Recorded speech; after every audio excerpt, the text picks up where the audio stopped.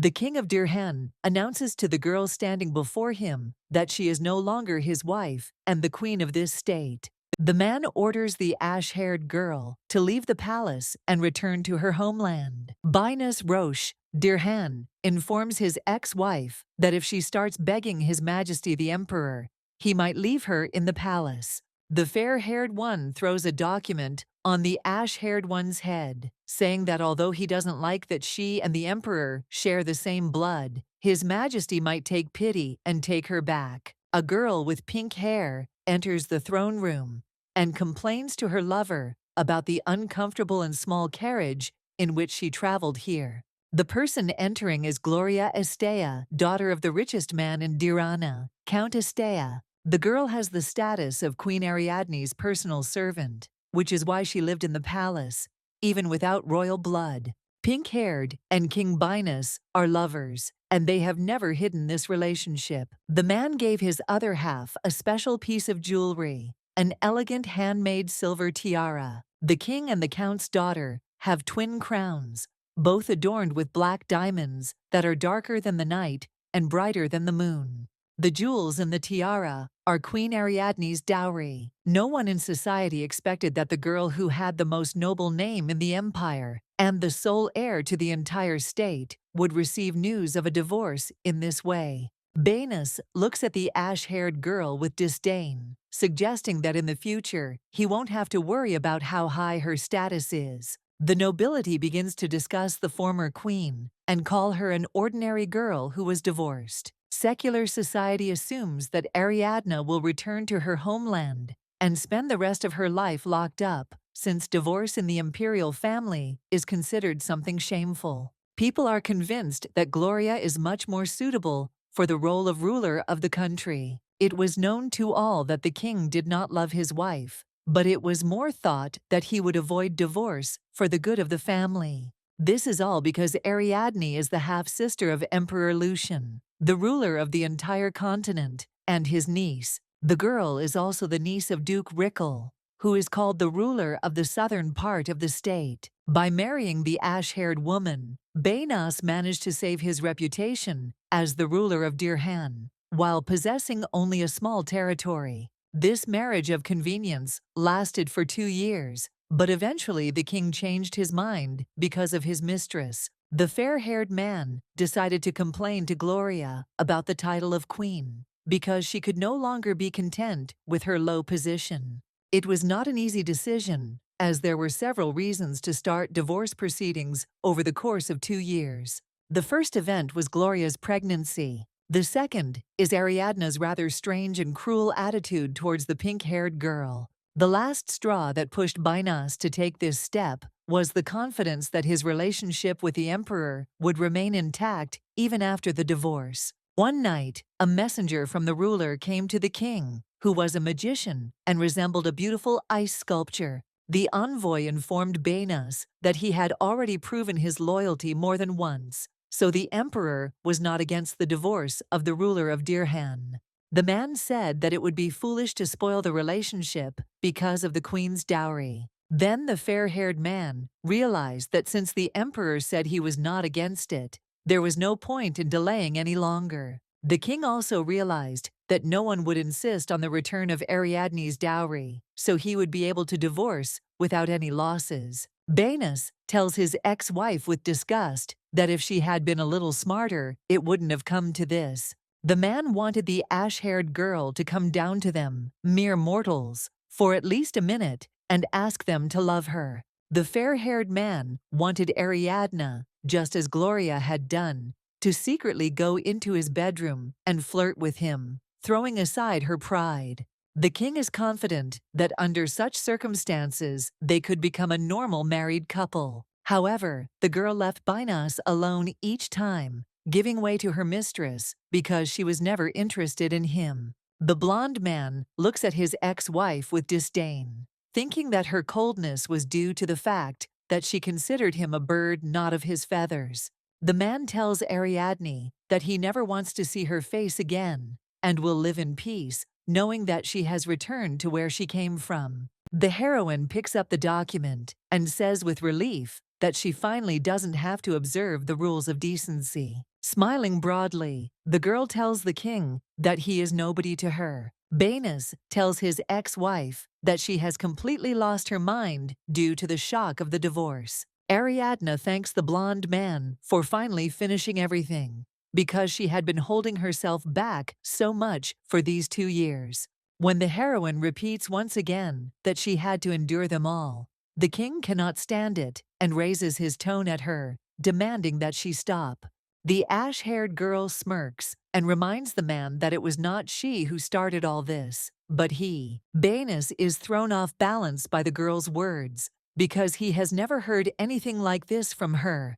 The blonde man tells Ariadne that she is simply in great shock, so she cannot think clearly. The main character turns to Bel, asking him to come out and convey the words of the emperor to the king of Dirhan. Just when everyone thinks the girl has gone completely crazy, a man with snow-white skin and jet-black hair suddenly appears in the middle of the throne room. Belle opens her silver eyes and stares piercingly at the king. The blonde realizes that this man is the same magician he met at night. The king stammers and asks the emperor's messenger what he is doing here. Belle replies that he is here because the empress ordered him to appear here. Hearing this, Baines asks the envoy again, whom he called Empress. Belle informs everyone present that Emperor Luciano Caizzione has passed away. This news shocks the fair-haired man even more, because everything was fine with the ruler until recently. The empire had been in the hands of the Caizzione dynasty for centuries, and the young Emperor Luciano had no heirs.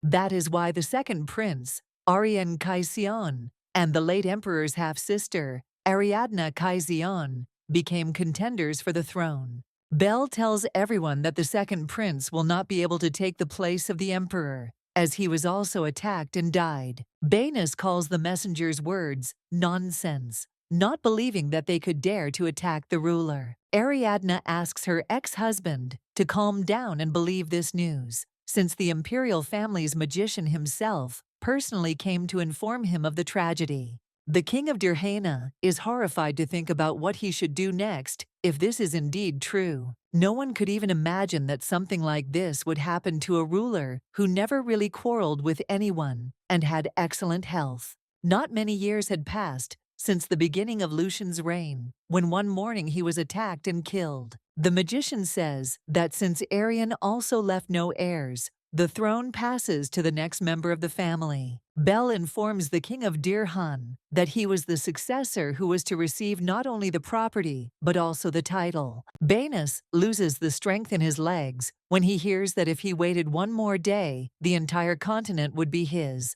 The magician grins and says that because the fair-haired man's divorce took place before the announcement of the emperor's death, another person will receive the throne. Belle introduces to everyone present the next ruler of the continent, Her Majesty Empress Ariadne Salih de Caizzione. After this, the man's gaze changes to a terrifying one, and he advises the king to bow his head immediately. Ash-haired also suggests that her ex-husband pay due respect to the new ruler of the empire. Instead, the man yells at the girl that this is simply ridiculous, because only recently she was just a queen. The heroine winks at Baines, saying that in accordance with the late emperor's message, she has become the new ruler of the continent. Ash-Hair decides to get down to business, so she reminds the king that her dowry, which she brought with her, was a cart completely loaded with gold. After this, the girl orders that she be prepared immediately so that she can leave the palace before the end of the day, as the king wanted. When the blonde man does nothing, the heroine asks the man in a cold tone if he has gone deaf. Ariadne tells the man that he is obliged to return her dowry since they are divorced. The king of Dirhana replies to this that the emperor's message told him that the dowry was only an insignificant thing. The blonde claims that the mage told him that the ruling family does not want to conflict over something like this. However, Belle just shrugs, saying that he only conveyed that it would be stupid for them to ruin their relationship over such a trifle. The man, smiling, emphasizes that King Dirhan is not very smart and should have explained everything better. The black-haired man says that if Banis doesn't want to keep his head on his shoulders, he must give up the dowry after the divorce. Realizing his hopelessness, the blonde man falls to the floor again. Ariadne orders the king to complete the task within an hour, filling the cart to the brim with gold. The main character advises Banis to remove the jewels from the royal walls and roofs, or to melt all the jewelry and swords of the guards if he does not have enough treasury. The empress orders the king to cut off Gloria's hair and shave himself if there is room left in the carriage. The heroine turns her gaze to the couple's tiaras, which are decorated with her mother's black diamonds. The ash-haired girl also reminds her ex-husband that he is obliged to return what glitters on their heads. Gloria looks at her lover with concern, asking him what they should do now. The next moment, the crown is torn off the girl, along with some hairs being pulled out. Belle repeats the same thing with the king of Dirhan, who curses him. With a voice trembling with anger, Banas tells the man that someone like him is not worthy of the title of magician. The blonde man furiously shouts at Belle that he has no right to ignore him. To this, the black-haired man only sighs, calling the king an egoist who gave his wife's dowry to his mistress. The man hits the tiaras against a nearby column, causing all the jewels to fall out of them. Belle uses magic to gather the black diamonds in her hand, preventing them from falling. The man returns the stones to the empress, for which she praises him by stroking his cheek. Before leaving, Ariadne says that she can't wait to see what she has inherited. One night, the emperor decided to show his half-sister his palace and empire from a bird's-eye view. The man reminded the crying girl that, as the ruler of the entire continent, her life also belonged to him. The ruler called the ash-haired girl a helpless creature whose hand he could let go of at any moment. After the death of the previous emperor, the main character's half-brother immediately locked her in a small tower of the palace. When Ariadne came of age, Lucian got rid of her by forcing her to marry King Dirhan. The ash-haired girl didn't care that Banis was more pleased with her devotee, since she finally managed to get out of that small tower and gain at least some freedom. The girl turned a blind eye to her husband's infidelities, because it seemed to her that she could endure such humiliation, seeing his face only once every few days. At one royal ball, the fair-haired man told his lover that fate itself had brought them together, and he had never loved anyone else. All the nobles gathered at the event discussed the couple, saying that they were perfect for each other. Then Ariadne attracted Banis's attention, and holding 2 glasses in her hands, asked him if she could go already. Gloria tells her lover that he told his wife to wait and hold their glasses. The pink-haired girl presses herself against the man's chest, reminding him that he promised to give her the first dance. The blonde man, with a smirk on his face, says that he didn't even think that Her Majesty would actually do this, since she is usually not so obedient. Gloria also breaks into a smile, telling the queen that Banis has hated warm drinks since childhood. Looking at the happy couple, Ariadne thinks with irritation that, in order to keep this girl close to him, the king appointed her as the queen's personal servant immediately after the wedding. When the ash-haired girl is about to leave, Banis calls out to her, saying that his beloved wanted to enjoy this day with her. Gloria confirms the man's words, telling the queen that they are not disgusted by her company. The pink-haired girl turns away from the heroine, telling her that if she wants to go, then she can do so. The girl sits down on Her Majesty's throne and pretends to say that Ariadne will have to stand, since all the seats are taken. The ash-haired girl turns away from the couple and, without saying anything, leaves the room. Walking quickly through the corridors of the palace, the main character reflects on the moment when everything went so wrong. The girl wonders if it started after he went off to seek Gloria's company on her and Banis's first wedding night.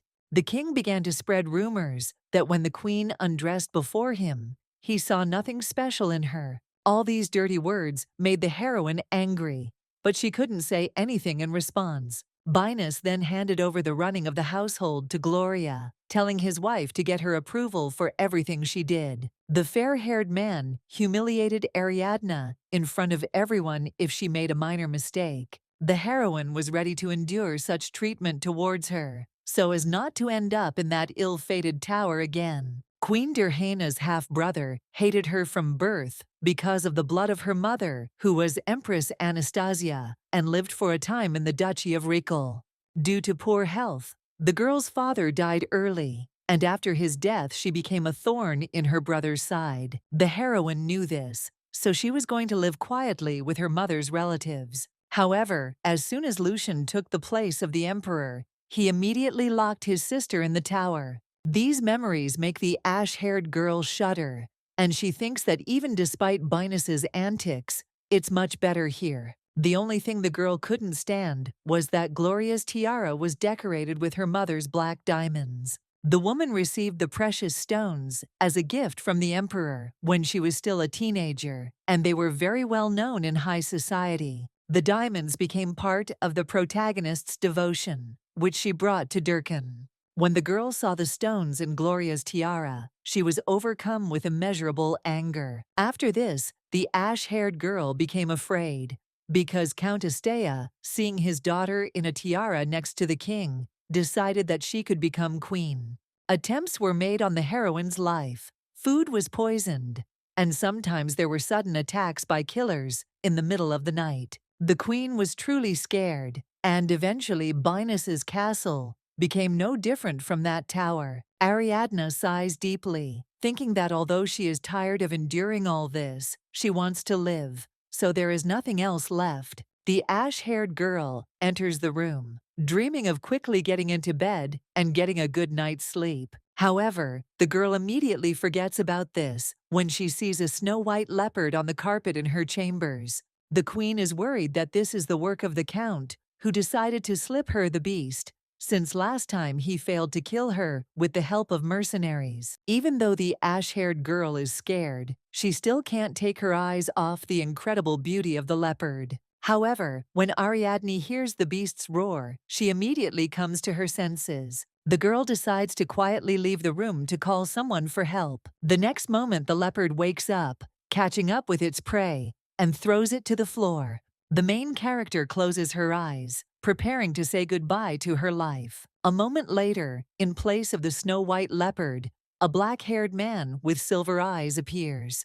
Ariadne turns her surprised gaze to the stranger and immediately realizes that he is a high-ranking magician who is capable of transforming into a divine being. The queen does not understand what such a person is doing here, because magicians are known for not leaving the sacred land of Fershen. The black-haired man asks the girl in a sharp tone if she is Ariadne Salière de Caison. Having received a positive answer, the leopard hands the ash-haired girl an envelope, saying that it contains a letter from her friend. The letter says that if Ariadne wants to leave Durkan, she only has to say so, and then the sender will immediately find a motive to curse this kingdom. The heroine realizes that the person who sent her this letter is the magician Anakin. The stranger confirms the girl's thoughts, telling her to quickly read the contents. Anakin writes to his friend, affectionately calling her Eri, that the emperor and his heirs have been killed. The man tells the ash-haired girl that he will send her a gift, hoping that she will be able to use it properly. However, this news does not please the girl, because she is the only member of the imperial family of the direct line left. During the marriage ceremony, Ariadne swore to obey her husband and give him all the titles that were due to her. The heroine sighs in disappointment, as she had absolutely no expectation that the title of Empress would ever pass to her. Since the Emperor's heir is also dead, this means that the King of Dirhan will become the ruler of the continent. Black-haired notes that Ariadne is more angry than upset by this news, so he asks her if she and her brother were close. The ash-haired girl replies that she looks like that because she has too many thoughts in her head right now. The queen rereads the letter again and wonders what kind of gift she is talking about.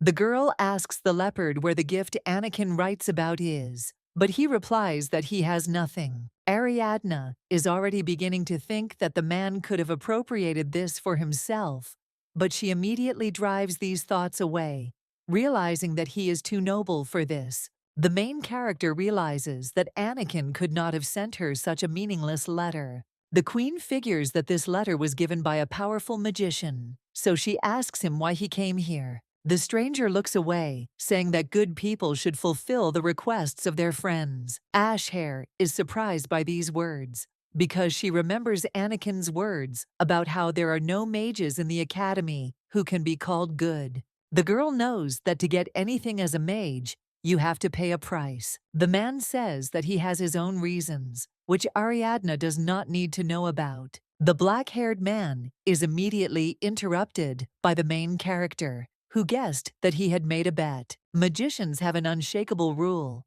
that if someone calls him by his full name and offers him a bet, he will be forced to agree. However, it is not that simple, because the magicians have long and complicated names, and even if a person manages to make a bet, he can still lose, losing something or dying. Ariadne realizes that her friend was not among the losers, but she cannot understand why he needed to make a bet with the magician. The black-haired man smirks, saying that he himself doesn't know this. The girl thinks about Anakin's letter and remembers that it is the responsibility of the master of the Tower of Magicians to notify about the death of the ruler and the change of positions. Suddenly, the queen hears about her friend's words about the gift, and she sharply asks the stranger if he is the owner of the Tower of Magicians. Hearing this, the black-haired man says contentedly that Anakin did not lie when he said that the girl was really smart. The magician asks the queen where Banis is now,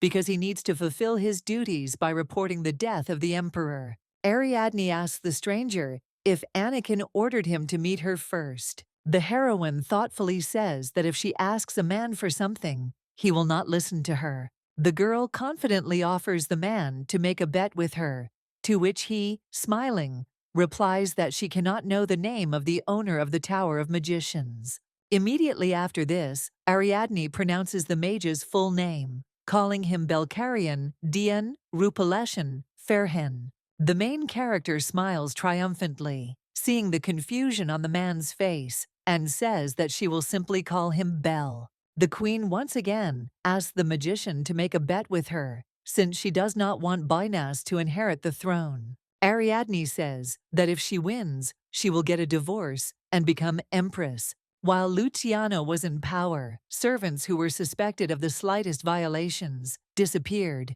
and no one knew what happened to them. However, the ruler took it out not only on his servants, but also on his half-sister, whom he kept locked up. After the ash-haired girl's wedding, she was constantly bullied by the king of Dirhan. The heroine always remembered Count Estea's assassination attempts with a shudder in her heart. If Banas had learned of the emperor's death, he would have immediately seized the throne. At the same time, the main character would become only a named empress and would suffer humiliation for the rest of her life. This is why the girl is determined to ascend the throne on her own. Ariadne tells the magician, as the emissary of the empire, to recognize her as the ruler. Belkarian is the 28th master of the Tower of Magicians and the ruler of the territory of Fershen.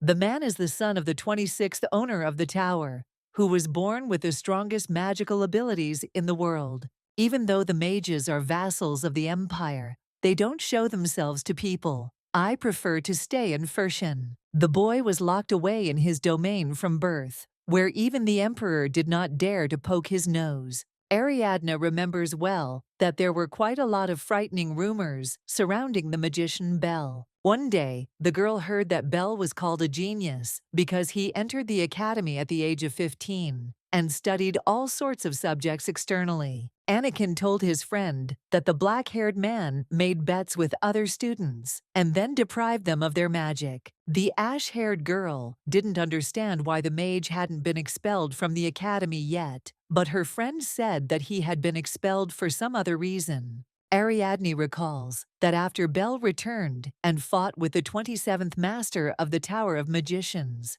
eventually managing to take power for himself, The man laughs at the girl, asking her if she knows exactly what the price of such a deal is. Ashhair asks the mage if he will agree if her offer satisfies him. The owner of the Tower of Magicians notes that there is not a shadow of fear on the queen's face, and since she knows his name, then she knows the rumors about him. The next moment, Belle shudders when she hears Ariadne offering him her soul. The man asks the girl if he knows how the soul extraction occurs. The heroine replies that the magician takes half of a person's lifespan and creates a stone, but the soul must be offered voluntarily. Ash-haired says that although there is a small piece of magic in every person, the most power is stored in the souls connected to the imperial family. Aridna says that Belle will be able to use her soul as a source of magic. However, the man claims that the queen will still not be able to become empress even if she gives him her soul. The black-haired man says that all the messengers announcing the death of the emperor cannot kill the next ruler or harm him in any way. Belle says that while he liked the queen's offer, he doesn't get involved with those who can't pay. Ash-haired asks the mage if he has a time limit when he must report the death of the emperor. The man replies that there are no restrictions, but he would like to sort everything out as quickly as possible. Belle says that if he puts this matter off for too long, then what happened will be found out from another source, and his reputation will suffer. Ariadne asks to give her only a month, but then during this period, the magician should not inform the king of Dirhan about the death of the emperor. The girl tells the man that during this time she is going to divorce the king. The main character puts forward a condition to Belle that if she divorces Banis during this time, she will win the bet. Ash-haired offers the magician to make him the empress's envoy if she wins. The black-haired man indignantly says that there is no point in this bet because the girl does not ask anything in return from the owner of the tower himself. Ariadne smirks and says that the deal makes sense to her because then no one will see her pride being broken. The queen once again tells the magician that if they make a bet, he will have to postpone the announcement of the emperor's death. The heroine tells Belle that if he wants to take her soul, he must help her survive. The girl says that even if she does all sorts of crazy things, the magician must still protect her. The black-haired man smiles contentedly and tells Ariadne that she managed to interest him. In the theater, actors perform a play in which a girl similar in appearance and name to Ariadne mocks another girl who looks like Gloria. The king comes to the aid of the pink-haired girl, saving her from the oppression of the queen. The main character looks at what is happening with displeasure, realizing that the future of the art world of Dirhan is rather bleak. The girl knows that this is a representation of her, and thus they want to disgrace her by forcing her to applaud them. Ariadne looks at Count Astea with irritation, realizing that he wants to make a queen out of his daughter as soon as possible. At the end, the actor announces that the entire performance is just a work of creativity, and all coincidences with real people and events are accidental. Behind her, the heroine hears the ladies discussing one of the actors, Rick Tabien. Ariadne remembers that this man is the illegitimate son of Count Astea and is responsible for all the plays. The king of Dirhan asks Rick to come forward, after which he praises him for his impressive performance. Wanting to tease, Banis asks the queen which scene she liked the most. The blonde man, with a mocking voice, suggests to his wife that next time she personally play herself in a skit. The girl replies that this can be done now, after which she asks the actor to help her rehearse the scene. Ariadne asks Rick not to be afraid and to come closer to her. When the man slightly reduces the distance, the queen, in a commanding tone, tells him to come even closer. The ash-haired girl touches the actor's chest and begins to repeat the words from the play. The girl says that now she understands what nobility looks like and to whom the people should bow their heads. Looking at the actor, Ariadne asks him if there is anyone else who would be worthy of the majestic purple color, causing the king of Dirhan to shake with anger. When the heroine hears silence in response to her line, she steps on the actor's foot with her heel. The man continues to act out the scene. saying that the color purple belongs only to kings, and there is no one more worthy than them. Ariadne agrees with Rick's words, after which she puts a ring with a purple stone on him. The girl smiles imperiously and tells the man to consider this a sign of Queen Ariadne's sympathy. The main character feigns a faltering silence, remembering that in the play, her name was different, Ariadne. The ash-haired girl bows to the audience, thanking them for their attention and apologizing for her small slip of the tongue. People watching the queen's acting are shocked after her performance and think that she has gone crazy. Ariadne tells Rick that this ring is a gift from her to him for a wonderful performance. The man's hand begins to tremble violently because on his hand is a ring of a color that no one except the ruling dynasty dares to wear. The nobility begins to discuss the queen's actions, thinking that she has fallen in love with an actor, which greatly angers Binus. Seeing that the king is seething with anger, Rick immediately begins to take off the ring, begging him to take it back quickly. Gloria tries to tame her lover, but he abruptly pushes her away. The fair-haired man orders the guards to immediately take away the actor who defiled the name of the ruling family. Ariadne looks triumphantly at her husband, showing that no one dares to offend her. The fair-haired man's face turns red with shame, and he hurriedly leaves the theater hall. The main character notes that although Gloria is Bainus's first love, he truly loves only himself. Ash-haired knows very well that a man cannot tolerate ridicule from others. Ariadne does not understand how a king can be a ruler if the most important thing for him is only his own feelings. The queen knows that even though she hurt the man's feelings, he will not divorce her because of something like this. The next day, Bainus gets his hands on a newspaper, where on the front page, it is written about the main handsome man of Dirhan, who looks very much like the king. The blonde man throws the latest issue onto the table, in a rage, shouting that it contains complete nonsense. To this, Ariadne only calmly says that Bainus himself suggested that she play the role of the queen. The ruler sighs heavily, telling the girl to behave appropriately, since she calls herself his wife. The girl shudders when she hears her husband say, with a mocking voice, that she has no way of knowing what it is like to be a queen, even though she grew up in the imperial palace. However, Ariadne does not react to these words in any way outwardly, and with a smile on her face, replies that she remembers this very well. After this, the ash-haired girl's gaze changes, and she coldly says that then she should have attacked Gloria, just like in the play. Bainus slams the table, yelling at his wife that she doesn't dare say such offensive things about Gloria. The pink-haired woman stops the man, suggesting that he ignore the queen and just eat together. The girl puts a piece of meat on a fork, offering her lover to try her favorite dish. The fair-haired man immediately cools down and calls the count's daughter an angel in the flesh. The king sits down, offering to feed his beloved himself. The pink-haired girl turns a victorious, mocking look to Ariadne. The main character decides to leave the lovebirds alone so that they don't get in her way. The girl is sure that the food will be very tasty for them, since she added the contents of the bottle to it.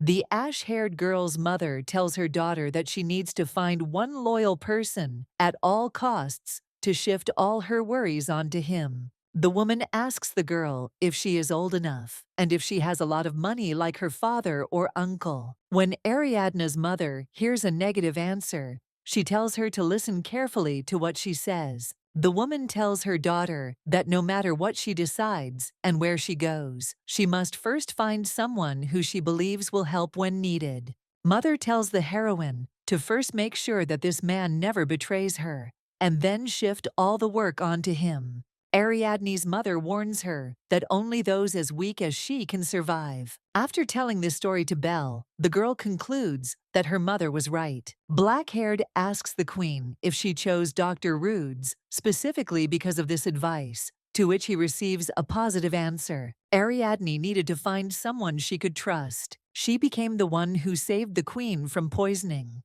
took care of her health, and helped the heroine hold back the onslaught of enemies. This man is a doctor who, although still studying, already has excellent knowledge. Dr. Rudy's was very fortunate to be in the right place at the right time. This girl was from a rather poor family that needed her. Belia is surprised that the royal physician might need something, but Ariadne corrects him, saying that the girl is only the royal physician's apprentice. The main character tells the magician that Rudy's needed to support her incurable mother, so she helped her. The girl was immensely grateful to the ash-haired girl and was ready to do a lot for her. One day, the ash-haired girl asked the doctor to make a contraceptive for Gloria, which ended up having an excellent effect. The queen no longer had to worry about the pink-haired girl getting pregnant, so she was very grateful to Rudes.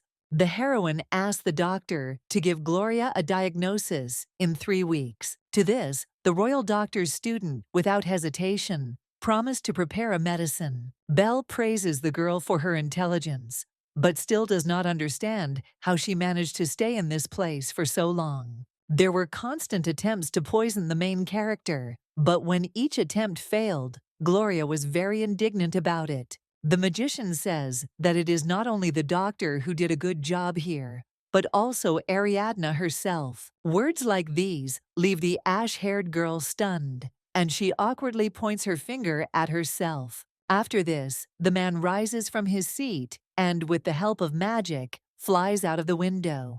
Ariadne immediately jumps up from her seat to stop Belle. However, when the queen finds no one there, she sighs and says that even stray cats do not come and go as they please. The magician looks at the raccoon named Ruma with displeasure, scolding him for being too slow. The animal turns into a man with emerald eyes and light brown hair. Smiling widely, Ruma tells the black-haired man that he is greeting him too coldly, even though they haven't seen each other for a long time. Belle says that it's only been 2 days, to which the raccoon replies that those were the longest days of his life. The magician asks the guy to stop fooling around and finally start his report. Ruma gives the black-haired man a message from Furchin, which says that a boy from the Rupin family has developed symptoms. When the magician says that he already knows about this, the boy remembers that there is also news about the queen. Ruma tells us that during the time Belle was away, Ariadne managed to destroy an entire theater troupe. The raccoon says that the ash-haired one is much more dangerous than she might seem. The guy tells the magician that he brought him a very interesting device. Ruma hands the item over to the tower's owner, saying that Anakin always gets his hands on good artifacts as soon as they appear, but not this time. Belle activates the artifact, which begins to play scenes from the theater hall. The magician watches with a smirk as the main character humiliates King Durhan in front of everyone. The raccoon enthusiastically says that the girl is truly incredible. The guy says that he saw everything that happened with his own eyes and is absolutely sure that it was not an accident, and the queen thought through every step. Belle agrees with the raccoon's words, saying that Ariadne is quite capable. Looking at the ash-haired girl, the man thinks that she is much more suitable for the role of Empress than the stupid Luciano. Suddenly, Ruma notices someone's barely perceptible shadows behind him. The raccoon points to the palace window, saying that 4 mercenaries have just burst in. Ariadne notices that someone is approaching her window and immediately joyfully thinks that it is Belle who has returned. However, the next second, the smile disappears from the queen's face when she sees assassins bursting into her room. The book falls from the heroine's hands to the floor, and its cover turns the color of blood. Belle immobilizes the mercenaries with magic, preventing them from harming Ariadne. The killers don't have time to reach the ash-haired girl with their blades, but she still gets wounded, falling to the ground. The black-haired man indignantly says that the royal guard is not coping with its duties, because at a time like this, they are hanging around somewhere doing nothing. From the assassins' blades, not really hidden under their clothes, and the ease with which they entered the queen's room, the mage realizes that the guards left their posts tonight. The tower's master freezes his opponents and kills them by turning their organs into ice. Seeing the girl shaking like a leaf, Belle wonders what kind of queen she would be. The mage notices that the ash-haired girl got hurt when she fell, to which she says that it's nothing, and that Dr. Rudes will help her. The black-haired man tells the heroine not to move, after which he uses healing magic. The black-haired man asks the girl if Count Astea, who wants to put his daughter on the throne, is involved in what happened. Having heard a positive answer, the magician thoughtfully says that it would be easier to get rid of the king. The man says that it is because of Binus that the heroine has so many problems. So if he were gone, just like Luciano and Ariane, then everything would be resolved in a jiffy. Belle asks the queen if she wants to get rid of the king because he said he can't get his hands dirty, or if she's just worried about her husband. Ariadne replies that this is not at all the case, because after Banus, the right of inheritance will pass to his nephew. These words surprise the magician, because he was sure that the next heir after the death of the king should be the queen. The heroine explains that if the fair-haired man dies before they divorce, then she will have to remain the wife of the deceased king for the rest of her days. The ash-haired girl imagines what a sight it will be when a boy with a bad habit of throwing tantrums becomes emperor. The magician suggests that the girl get rid of the 10-year-old in this case, but she immediately covers his mouth with her hand. Ariadne warns the owner of the tower not to dare touch either Dr. Rudes or Banus with his nephew without her permission. The heroine informs the man that if he disobeys, she will regard this as a breach of the deal. After these words, the magician comes to his senses, remembering that he made a bet with the queen. Black Hair agrees to Ariadne's terms, but says he has one condition. The magician takes out a piece of jewelry with a bright yellow stone and explains to the queen that it is a paired artifact. Belle tells the girl that while one part is in the possession of one of them, the other can see everything that happens to the first. The tower's owner puts a pendant on the ash-haired girl, ordering her not to take it off under any circumstances. The main character's cheeks turn red, and she shyly thanks the magician for the decoration. From behind the door, hurried footsteps and shouts are heard. The magician says in surprise that the guards only realized this now. Ariadne nudges the black-haired man, telling him to quickly turn into someone. As soon as the knights run into the room, they are met with the cold gaze of the queen, behind whom lie the lifeless bodies of the mercenaries. One of the guards, stammering, informs Her Majesty that they have discovered traces of an invasion. Ariadne says irritably that the knights are not fulfilling their duties. There is a sound from the other end of the room, to which the guards immediately react. Having realized who made this sound, the heroine tries to distract the knights. However, despite all the fears, a snow-white kitten with a leopard coloring appears before the queen. A tied man with a blade at his throat sobbingly begs Mistress Roxanne to save him. The attacker warns the commander that if she does not want her fiancé to be killed, she must reconsider the terms of the peace treaty. At this, the red-haired girl silently lifts her bow and pulls the string. Seeing this, the girl's husband begins to shout at her, begging her not to do this. The next moment, an arrow pierces the man's throat, and he falls dead. Having gotten rid of the obstacle, Roxana orders her knights to finish everyone off. Archduke Acilier laughs at the fact that the other side actually decided that they would accept their offer of a peace treaty. The man's daughter replies that this is to be expected from such fools. The red-haired girl sighs and asks her father to find her a better groom than that idiot. The Archduke tells the girl not to worry, because the wedding is a serious matter. The red-haired one is worried about something else, namely how the attack on Emperor Luciano went. The man replies that everything fell into ruin because they hoped that only the emperor would die. However, it turned out that Arian Kaison also died, having stupidly swallowed poisoned food. Roxanne sets down her glass of wine with a loud clang and shouts that this simply cannot be. Acilier says that now they have a small problem, because now they won't be able to make an emperor out of the dim-witted Arian. The red-haired girl jumps up from her seat and indignantly screams why it was so difficult to leave the imperial blockhead alive. The Archduke reassures his daughter that they only need to adjust the plan, since one fool will be replaced by another. The girl realizes that her father is saying that the rights to the throne will now pass to the King of Dirhan. The man says that although Ariadne gave up all her privileges 2 years ago, now she will have to become empress. Auxiliary tells his daughter not to worry, because the ash-haired girl will never compare to her, because she is just a weak and pampered girl. The red-haired girl ponders her father's words, wondering if Ariadne is really as weak as he says. The man tells Roxana to remember that his blood flows through her,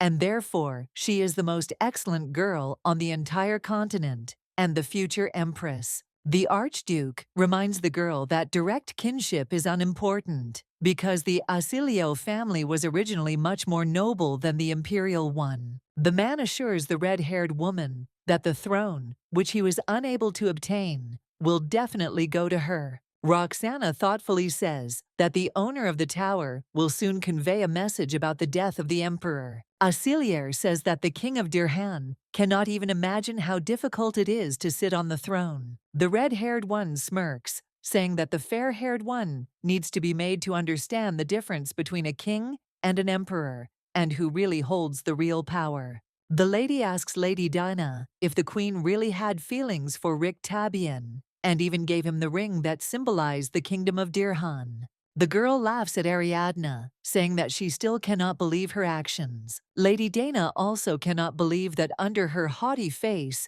the queen was hiding her love for Rick. Gloria Estea explains to the other ladies that Ariadne simply still hasn't figured out how to behave in Dirhan.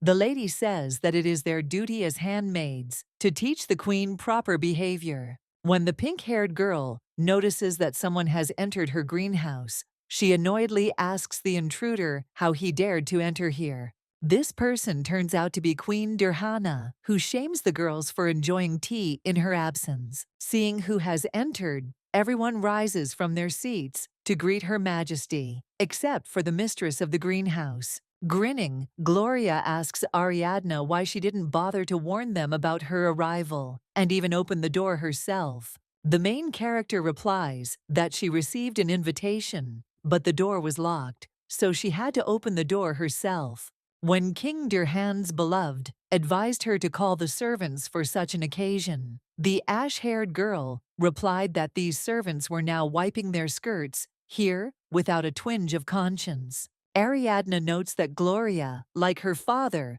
likes to repeat the same thing over and over again. Count Estea constantly tries to get rid of the girl in the same ways. The man repeatedly called the heroine, who had no friends, to treat her to strange food or point out her shortcomings. The Count, more than once, gave the ash-haired girl dresses that were out of fashion in order to laugh at her. Gloria puts on an innocent face and asks the queen if she has ever worn the dresses she took so much care to select for her. The heroine replies that she just doesn't want to wear them, to which the pink-haired girl irritably asks if she thinks they're tasteless. Without the slightest embarrassment, Ariadne replies that this is exactly the case, and that it is unlikely that the Count's daughter will ever develop a sense of taste. When Gloria hears that she could have guessed this just by looking at her country dress, she begins to shake with anger. Looking at the cup, the queen begins to wonder out loud what kind of poison they might have slipped her this time. Ariadne suggests cutting off the hands of the servants who still haven't bothered to pour her tea. The maid serves Her Majesty tea, asking her not to be angry and to quickly try the tea, which will immediately lift her spirits. The main character notices that the color of the tea is changed and immediately guesses that the cup was smeared with something. Taking the first sip, the ash-haired girl feels a strong spiciness. The maids just smile innocently, asking the queen if she enjoyed the tea. Ariadne tells the girls that she doesn't understand how she can like this terrible drink. The pink-haired girl tells the heroine that she is worried about her insight, because the king only loves smart people. Ash-haired gets up from her seat and walks over to Gloria, telling her that she must repay her for her kindness. Ariadne squeezes the girl's chin and orders her to drink the contents of her cup. The heroine makes Gloria open her mouth wider, after which she pours all the tea into it. The girl's eyes begin to flow with tears because of the strong spiciness of the tea. The pink-haired girl shouts to the other ladies to quickly bring her water. At the request of the count's daughter, Ariadne silently pours her some tea. Gloria snatches the cup from the queen's hands and drinks the contents in one gulp. However, the next moment the pink-haired girl realizes that she is drinking from the same cup that was smeared with pepper. The ash-haired girl reminds the king's beloved that she recently said that she liked this tea. Countess Estea bursts into the greenhouse, shouting and asking what is going on. A crying Gloria runs up to the woman and, choking on her tears, tells her that she is in this state because of the queen. Hearing this, the countess, in an enraged tone, asks Her Majesty what she is allowing herself to do. The ash-haired girl replies that she simply treated the pink-haired girl to delicious tea, rewarding her for her kindness. The countess confidently says that the queen forced her daughter to drink the drink. The woman says that a member of the imperial family should be ashamed of her behavior, and therefore she must be punished. Gloria's mother orders the queen to let her hands rest on hers, then swings her fan, intending to hit her. Ariadne had experienced this pain from the fan more than once, but this time she decided not to just stand and endure it. The ash-haired girl manages to remove her hands at the moment of the blow, so it lands on Countess Estea's palm. The woman screams from the intense pain and drops her accessory. The main character bursts out laughing at the countess's reaction and advises her to be more careful next time. Gloria's mother reproaches the queen that she has not learned anything in these 2 years, to which the girl immediately agrees.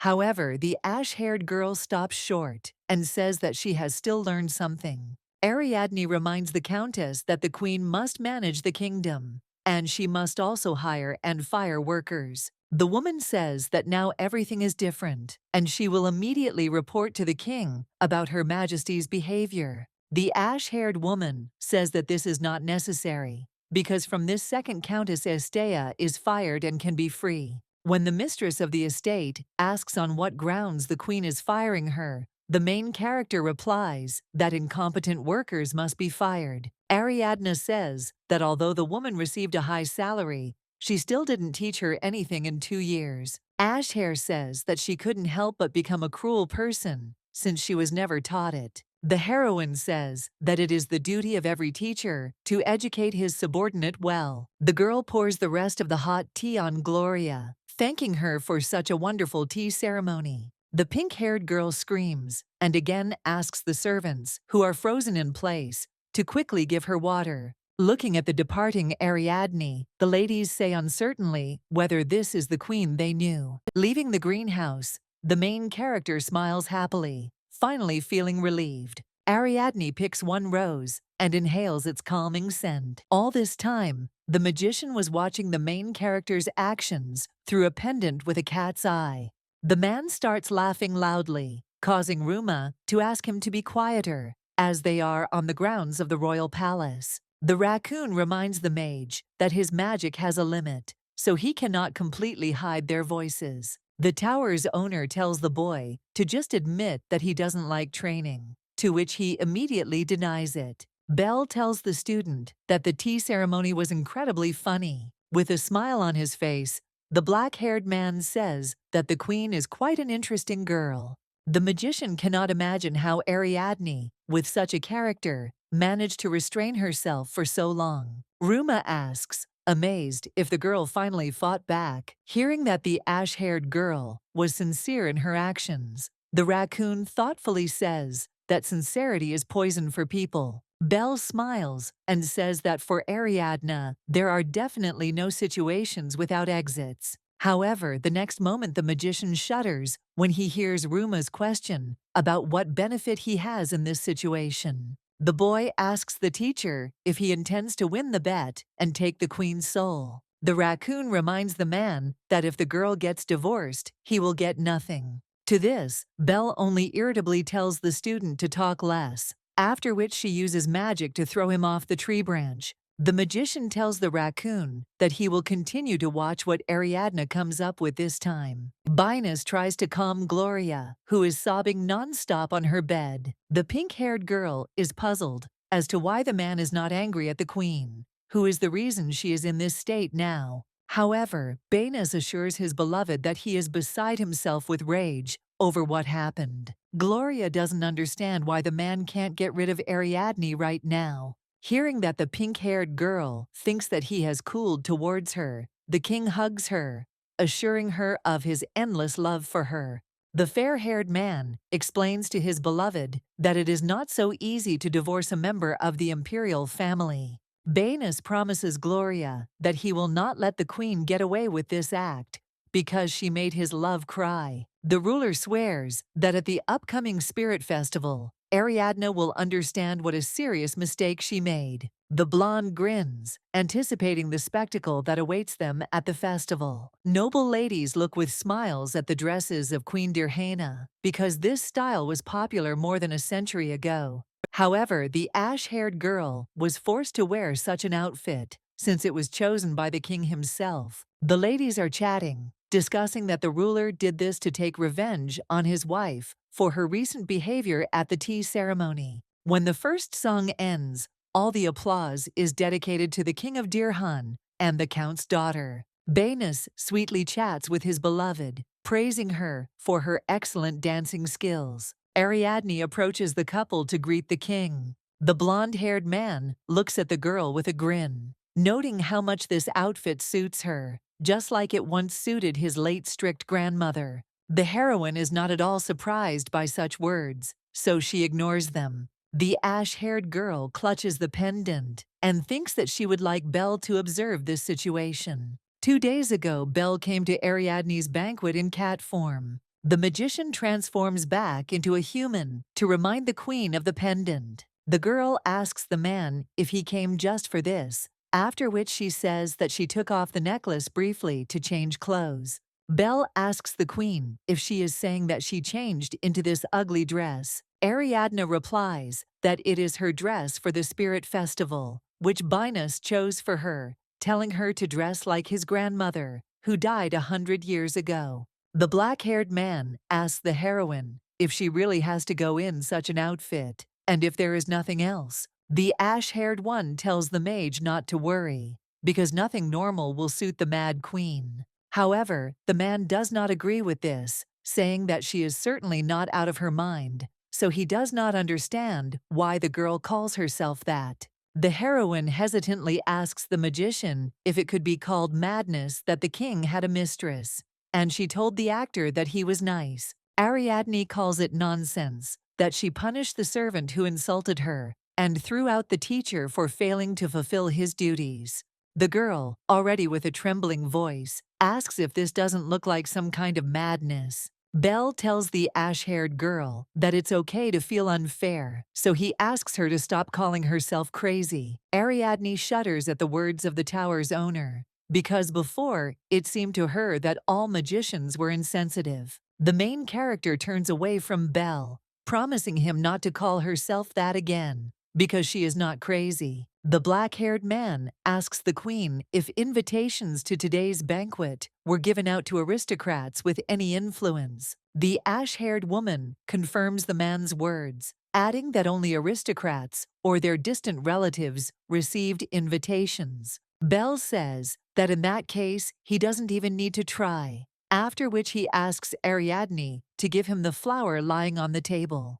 The queen suggests that the man simply go and pick a rose anywhere, since he wants it so much, but the magician stands his ground, demanding that the ash-haired girl give him her flower. Ariadne gives the plant to the owner of the tower, but still does not understand what he found in this withered flower. Belle tells the girl to take a good look at the rose, because it is more beautiful than any other. At the festival, the ash-haired girl once again recalls the words of the magician, blushing. The king of Dirhana informs his wife that he has already decided on a partner for this evening, so she must take care of herself. A distant relative of Binus, Marquis Robert Dane, approaches the girl. Ariadne looks at the man with hostility, while the nobility discusses his debauchery and selfishness. Rupert tells the queen that he would be honored to be her partner, but she immediately cuts him off, not wanting to keep him company.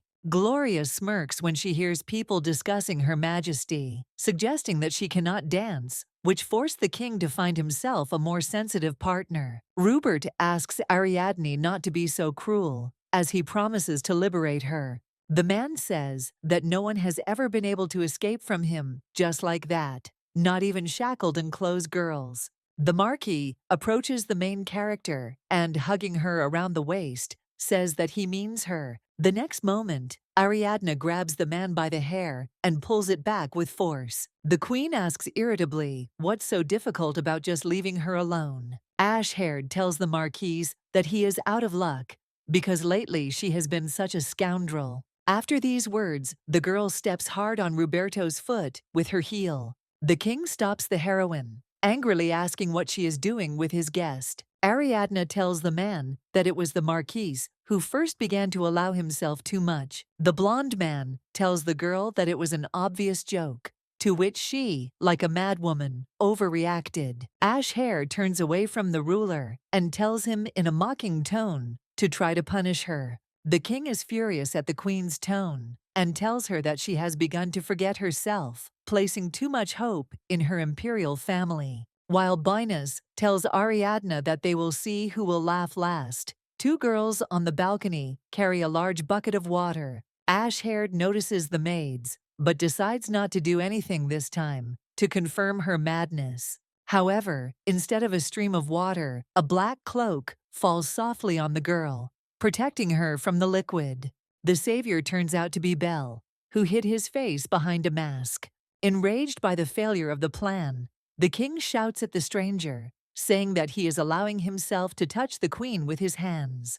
The magician replies that he only helped his partner in a difficult situation. Belle takes Ariadne's hand to greet her and apologize for being late. The man kisses the heroine's hand, asking to allow him to accompany her to this event. When the girl tries to find out how the magician ended up there, he hands her that very rose as a gift. When Ash-hair touches a rose, it turns blue. The queen's old-fashioned outfit disappears, and in its place appears an elegant golden dress. The nobles immediately begin to talk about what happened, not understanding how this is possible. Ariadne whispers to the man what he is doing in front of everyone. Belle replies that he did nothing and that the artifact, which is the rose, is to blame for everything. When the girl tries to drive the magician away again, he pulls her towards him, reminding her that he promised to accompany her. The heroes go outside, and Ariadne finally asks the man why he helped her. As Belle removes her mask, she reminds the queen of her promise to protect her.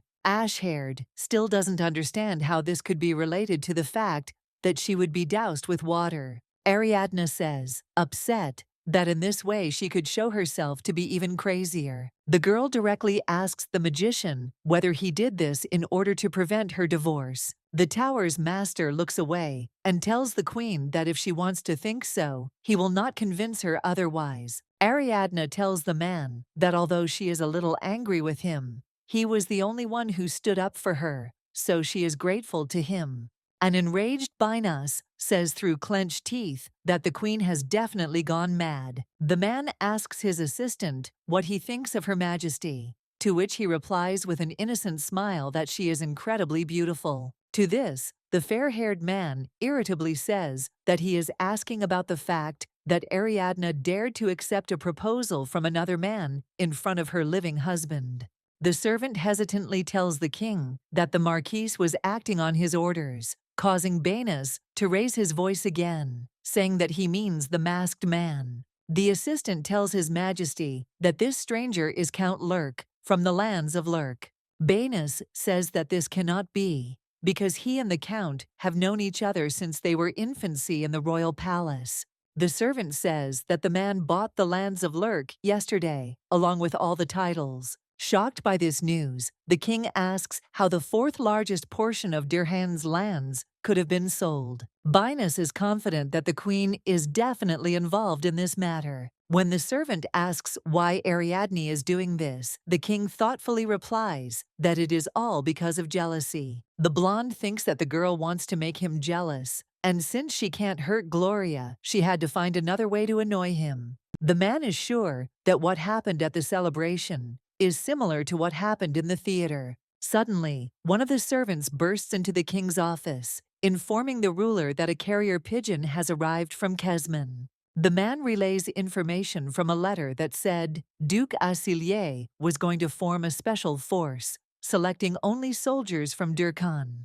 The king's face darkens and shows horror after these words. The Duke Asilier's special forces are an army personally formed by the Duke. However, in reality, the Duke, as commander-in-chief, will simply get rid of all those who are objectionable to him, placing soldiers from a special detachment on the front lines. Banas asks if this order comes personally from the emperor, but does not receive a clear answer. The servant says that he had thoughts that the reason for such an angry attitude towards Dirhan was the queen. The man suggests that although the relatives are not on the best of terms, the emperor might have begun to worry that his sister cannot receive the love of his majesty.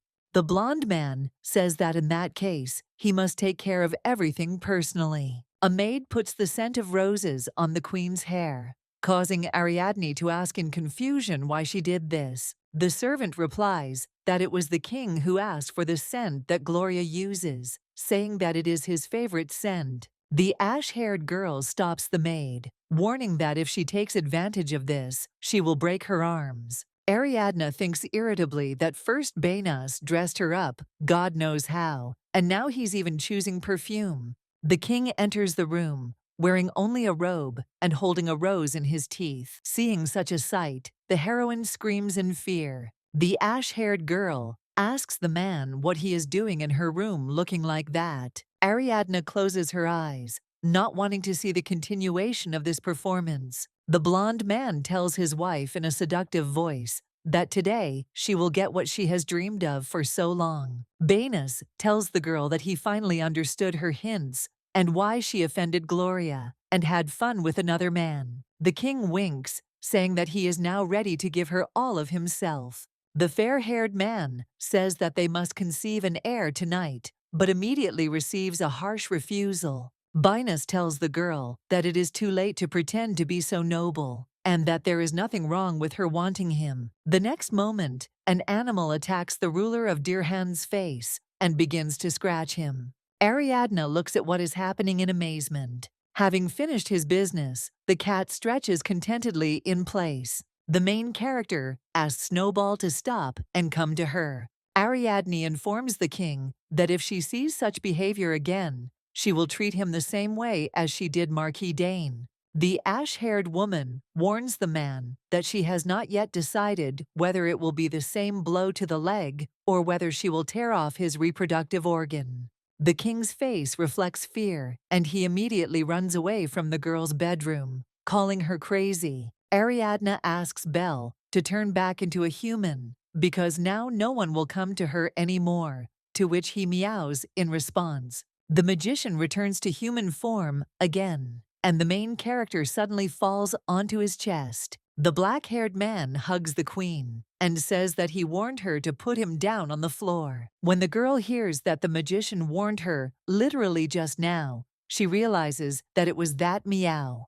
The ash-haired girl moves away from the man and asks him what he did here and why he attacked Banas. The magician says that he simply touched up the king's face a little and that no one has ever died from that. Ariadne doesn't understand why Belle is doing this, because on the contrary, he needs to prevent her divorce. The man shrugs, saying that the tower's owner is fickle and only does what he wants now. Belle says he just wanted to bite the king, so he did it. However, the tower's owner assures Ariadne that if he were not bound by a contract with the imperial family, he would have killed Banas.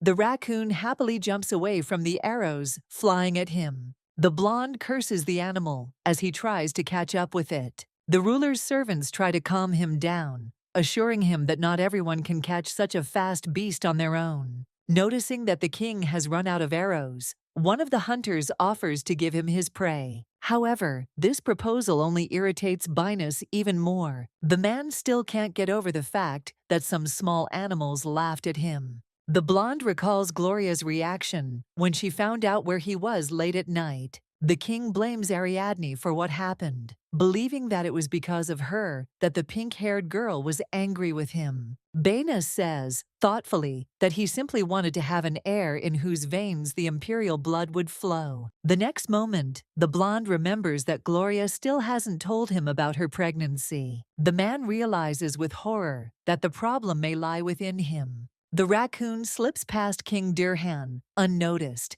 taking an item from his bag. The animal looks at Banas with a grin, as if laughing at him. Ariadne laughs at the man when he starts shouting at the whole area. The pink-haired girl approaches the heroine and begins to boast that this is far from her first hunt, unlike the queen. The girl proudly says that she often spent time in this way with His Majesty. Ash-haired replies to the count's daughter that she had previously hunted both in the fortress and in the duchy. The pink-haired girl asks Ariadne with feigned interest if she knows how to use a bow. Without waiting for an answer, the girl again boasts that His Majesty himself taught her this skill. Gloria looks at Ariadne with hatred in her eyes and tells her that she and the king had been training long before her arrival. The main character looks at the pink-haired girl emotionlessly, trying to make it clear that she doesn't care about her relationship with Binus.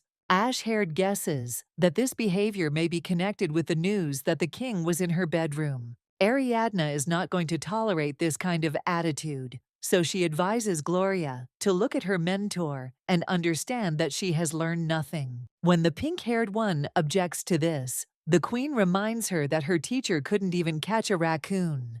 The count's daughter notes that if Her Majesty says so, then her skills must be much better, so she offers to compete with her.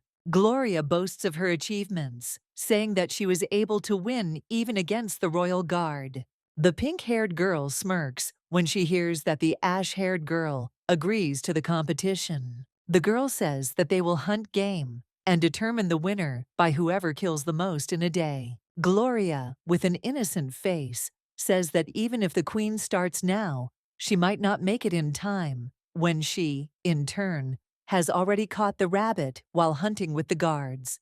Ariadne approaches the girl, saying that she didn't even know that game caught in someone else's trap also counts. Ashhair tells Gloria that she knows she couldn't catch the rabbit herself and asks the guard to do it. Realizing that the truth has been revealed, the pink-haired girl blushes, but she still insists that the main goal is simply to catch the beast. The count's daughter says that if the queen catches something bigger than a rabbit and does it with just one arrow, she will recognize her abilities. Ariadne sighs and says that she doesn't care at all about her confession, so she offers to apologize for her ignorance if she wins. Gloria's body begins to fill with anger because she does not understand why she should ask for forgiveness from someone who is nothing. Confident that the ash-haired girl is simply bluffing because she doesn't want to lose, the count's daughter agrees. The pink-haired girl says that if she wins, Her Majesty will apologize to her for what she did to her mother and for the pain she caused her. Ariadne, smiling, repeats the terms of the competition and tells Gloria that this proposal is rather stupid. At the pink-haired girl's questioning look, the girl explains that if she only needs to release one arrow, it will be easier to kill a large animal than a small one. The count's daughter shouts at the queen to just go into the forest and catch someone. The knight tries to calm Gloria down, but she asks him not to worry about the ash-haired girl, because she is very brave and is capable of going into the forest alone.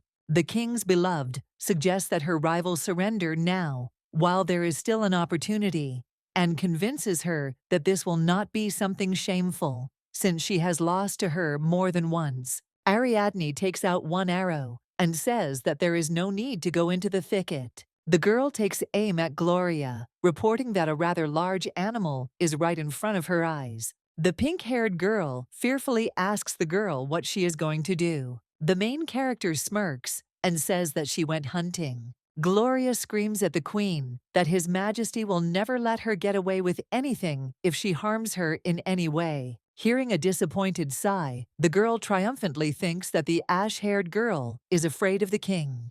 However, Ariadne still smiles and tells Gloria that she hopes that Binus will not give up so easily. The count's daughter begins to retreat in panic and accidentally trips over a stone, falling to the ground. The heroine says that she is not a warrior or a knight, so she cannot go hunting in the forest alone. Ariadne says that since she has no way to catch the beast that is in the thicket, she should shoot the closest one.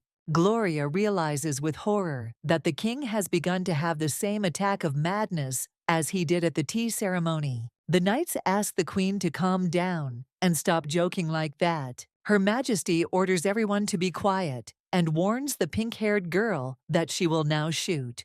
Gloria closes her eyes full of tears and screams in fear. However, the arrow does not hit the count's daughter, but the already killed boar behind the girl. The queen asks her rival if game of this size is suitable. The pink-haired girl asks the ash-haired girl what she did here. Ariadne takes Gloria by the chin and tells her that she must keep her promise and apologize to the winner. The girl apologizes in a trembling voice as her eyes gradually roll back and her mind becomes clouded. The pink-haired girl loses consciousness, causing Ariadne to smile victoriously. The agitated king runs into the chambers of the count's daughter. Upon seeing her lover, Gloria immediately begins to cry and complain about the machinations of Her Majesty. The girl clings to Banus's chest, telling him that the queen was aiming her bow right at her. Gloria tearfully says that the ash-haired girl, seeing her faint, only laughed. The king wonders why Ariadne, who has been below the grass until now, is behaving this way, but his thoughts are interrupted by the doctor. Rudis asks the count's daughter when she last had her period, to which she replies that she is half a month late. The pink-haired girl says that she has been feeling a little nauseous and slightly dizzy lately. The doctor congratulates the couple, announcing that Mrs. Gloria is pregnant. Hearing this news, a happy smile appears on Banus's face. The girl cuddles up to her lover and tells him that now she will carry the heir to the kingdom of Dirhan under her heart. The blonde grins, glad that he doesn't have any problems with bedtime after all. The next moment, Gloria starts crying again, but not from happiness. The girl says that she is scared by the very thought that back then, because of the queen's prank,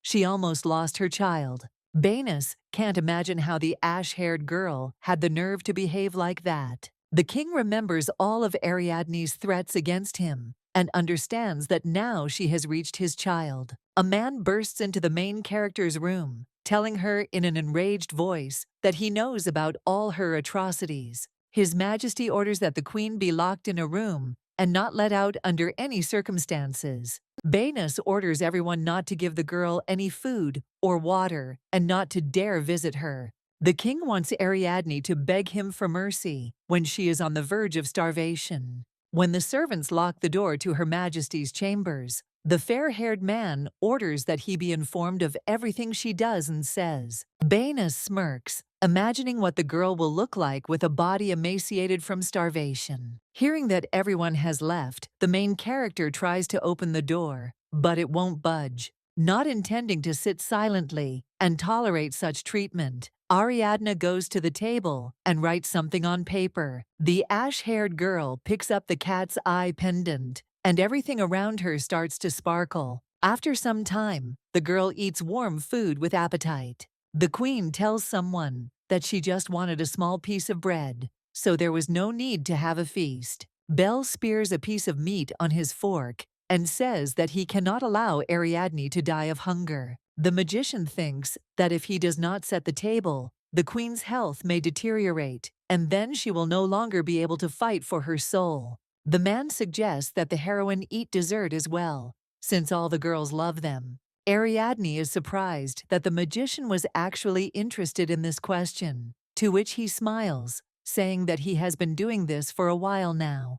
Ash-haired thinks that if someone saw her now, they would think that she was pregnant, because even Gloria is not treated like that. Bel shrugs, saying that the pink-haired girl only has a fake pregnancy. Ariadne says that it's all thanks to Dr. Rudes. The magician is surprised that the queen and the doctor actually pulled off such a trick that caused the symptoms of pregnancy. The man did not expect that the girl would be able to think everything through so thoroughly, creating the perfect reason for a divorce. Belle goes out onto the balcony and says that since the room will be locked for a long time, no one will notice anything. The magician tells Ariadne that someone is due to arrive, but she doesn't need to pay attention to it and can continue eating her dinner. Ash-haired tries to figure out how the guest will get into the room if the door is locked, but her questions disappear when she sees a raccoon climbing up the wall.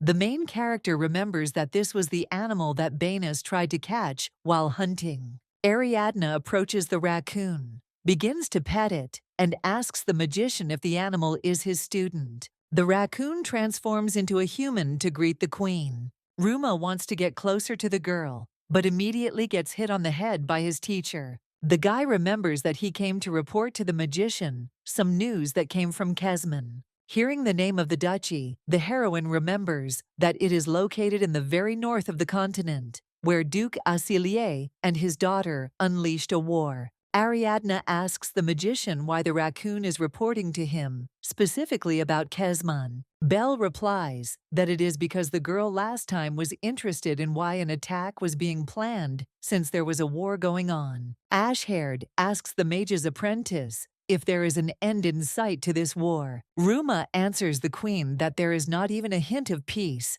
because Kesman does not have such power. The heroine guesses that the Duke deliberately started the war. Ariadne understands that while the war is going on, the imperial palace continues to sponsor the Duke. The girl, smiling, says that the imperial palace, apparently, is in much greater trouble than the kingdom of Dirhan.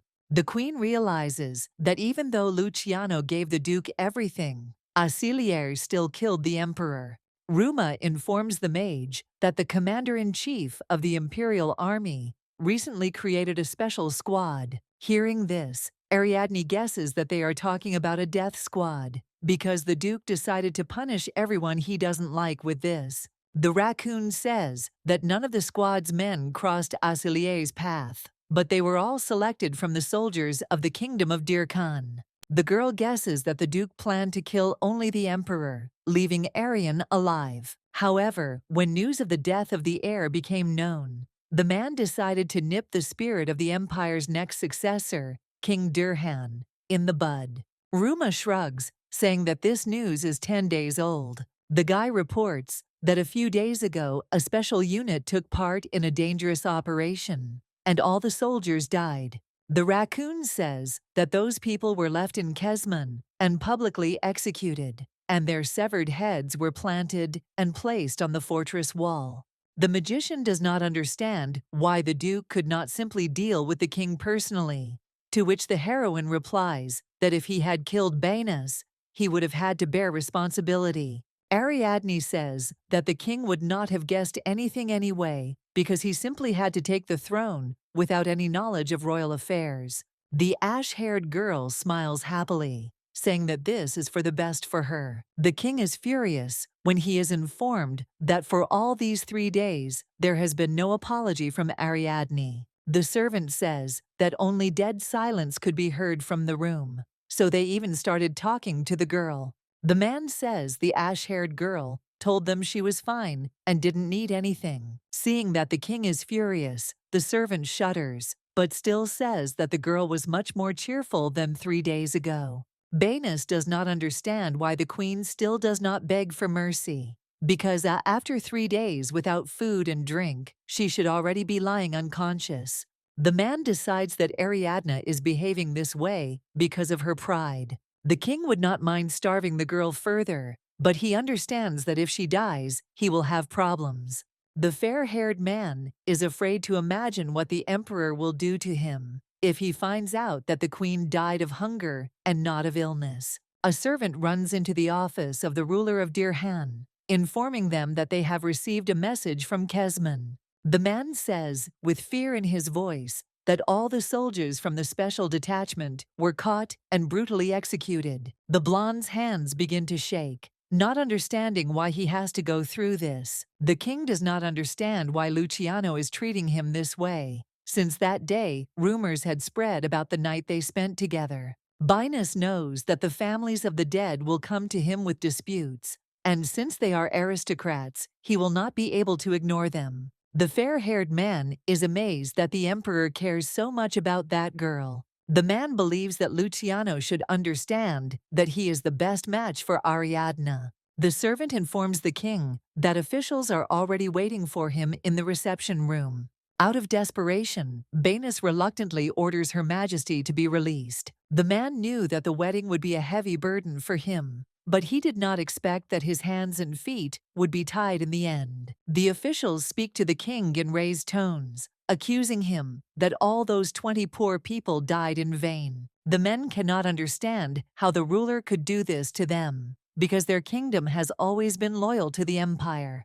Banus tells everyone that he is powerless in this situation, because he is the husband of the emperor's sister, and he cannot influence him in any way. The blonde man regrets that time cannot be turned back, because the wedding has already taken place. Count Astea suggests that the king consider the option of divorce. The man says that there is not even the slightest benefit for Dirhan from this marriage, nor is there any point in it. The fair-haired man doubts this proposal, but Gloria's father convinces him that the ruler of the empire is a reasonable man. The man offers to negotiate with Luciano and give him enough reasons to dissolve the marriage. The count assures them that then they will not have to upset the emperor by punishing the queen for her misdeeds. Banus says that the dowry that Ariadne brought is too much money for Durkhan, and they simply won't be able to return it. Gloria's father suggests convening a scientific council from all over the country to help solve this problem. The count turns his gaze to the official and suggests that he focus on the child of His Majesty and Gloria. The red-haired man says that they need to send tribute from the kingdom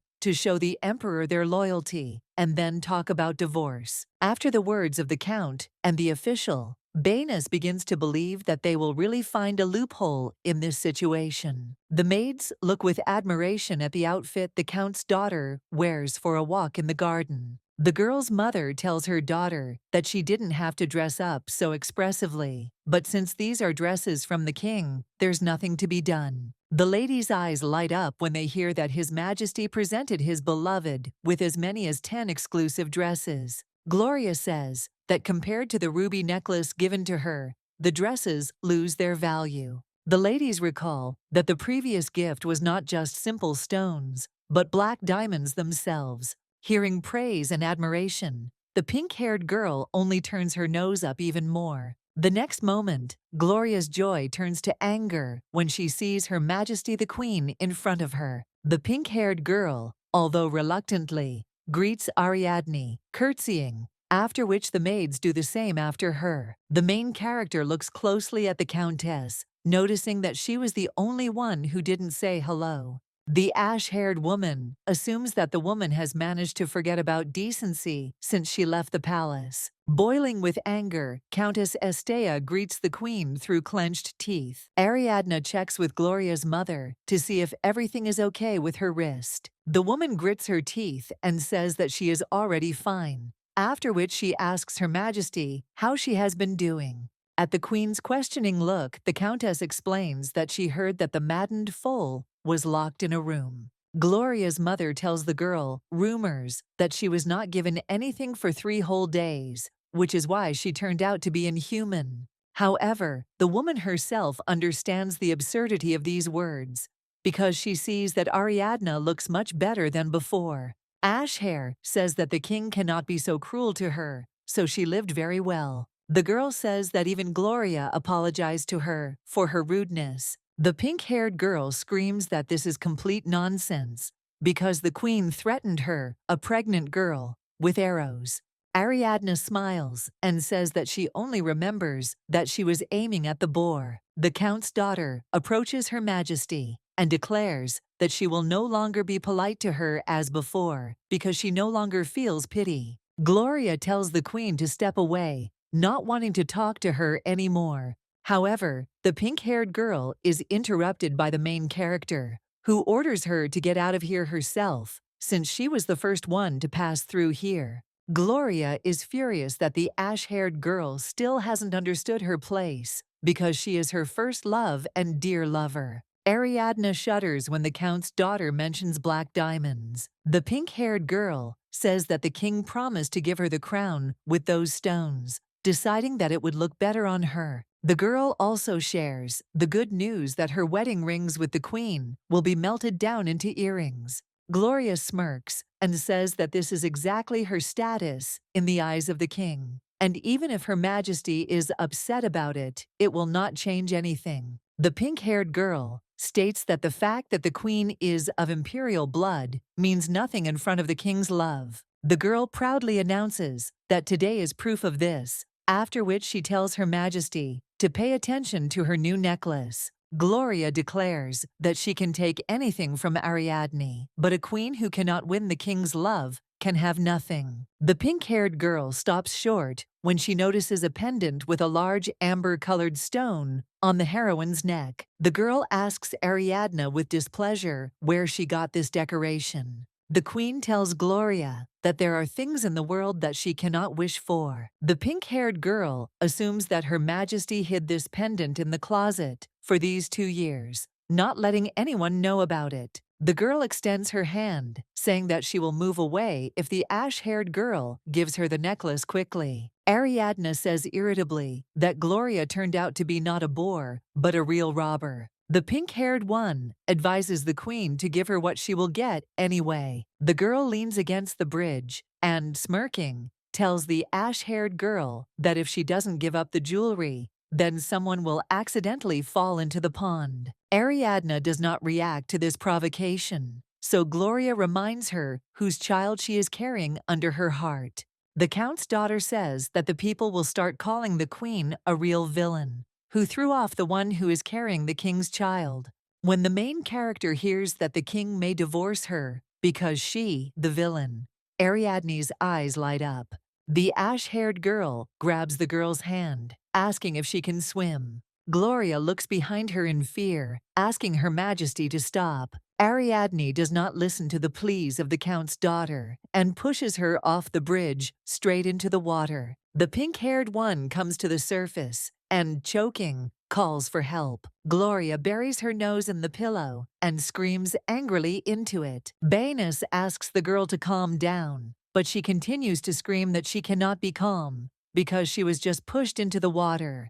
The fair-haired man hesitantly asks if the queen really did that. An angry look is directed at the man, which begins to incinerate him. The king laughs awkwardly, saying that he finds it easy to believe that Ariadne would dare to behave like that. Baenus hugs his beloved, pitying her for the horror she went through. Golubkov is distracted by a voice that reminds him that the pond is not deep enough for a person to drown in. The king's assistant explains to the pink-haired girl that if she had been a little calmer, she would not have swallowed all the water. The blonde man tells the servant to get out right now and stop talking nonsense. Baenus smiles tensely, asking his beloved to ignore the servant's words. However, Gloria does not calm down, and in a frightened voice, asks the king what might happen next time. The pink-haired girl reminds that Ariadne has already attempted on her life more than once, and will most likely try to do so more than once.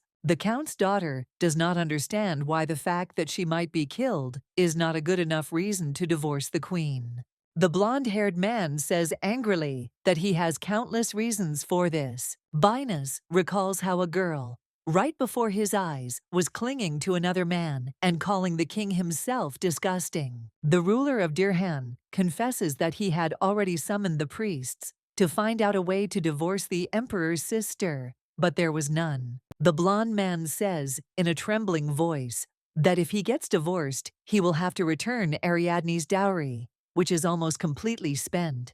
The cartload of gold went towards new columns for the palace, landscaping the garden, and clothing and jewelry for Gloria. Baenus recalls that the pond into which the Count's daughter fell was also built with the same money. The pink-haired girl asks if there will be any problems if they find another way. Grinning, Gloria asks her lover what might happen if the queen's ill-wishers harm her. Holding the dead mercenary, Belle says that Countess Dea's antics are simply appalling. The black-haired man wonders what Gloria's father was thinking when he increased the number of killers fivefold. Ariadne nervously wonders why Benas hasn't announced the divorce yet. The ash-haired girl begins to worry, fearing that she has brought too little of a dowry. The girl understands that she didn't decide anything back then, and everything was as Luciano wanted. All the property left to Ariadne by Empress Anastasia was sent as a dowry. The heroine guesses that the king may be afraid of angering the emperor if he cannot return the dowry in the event of a divorce,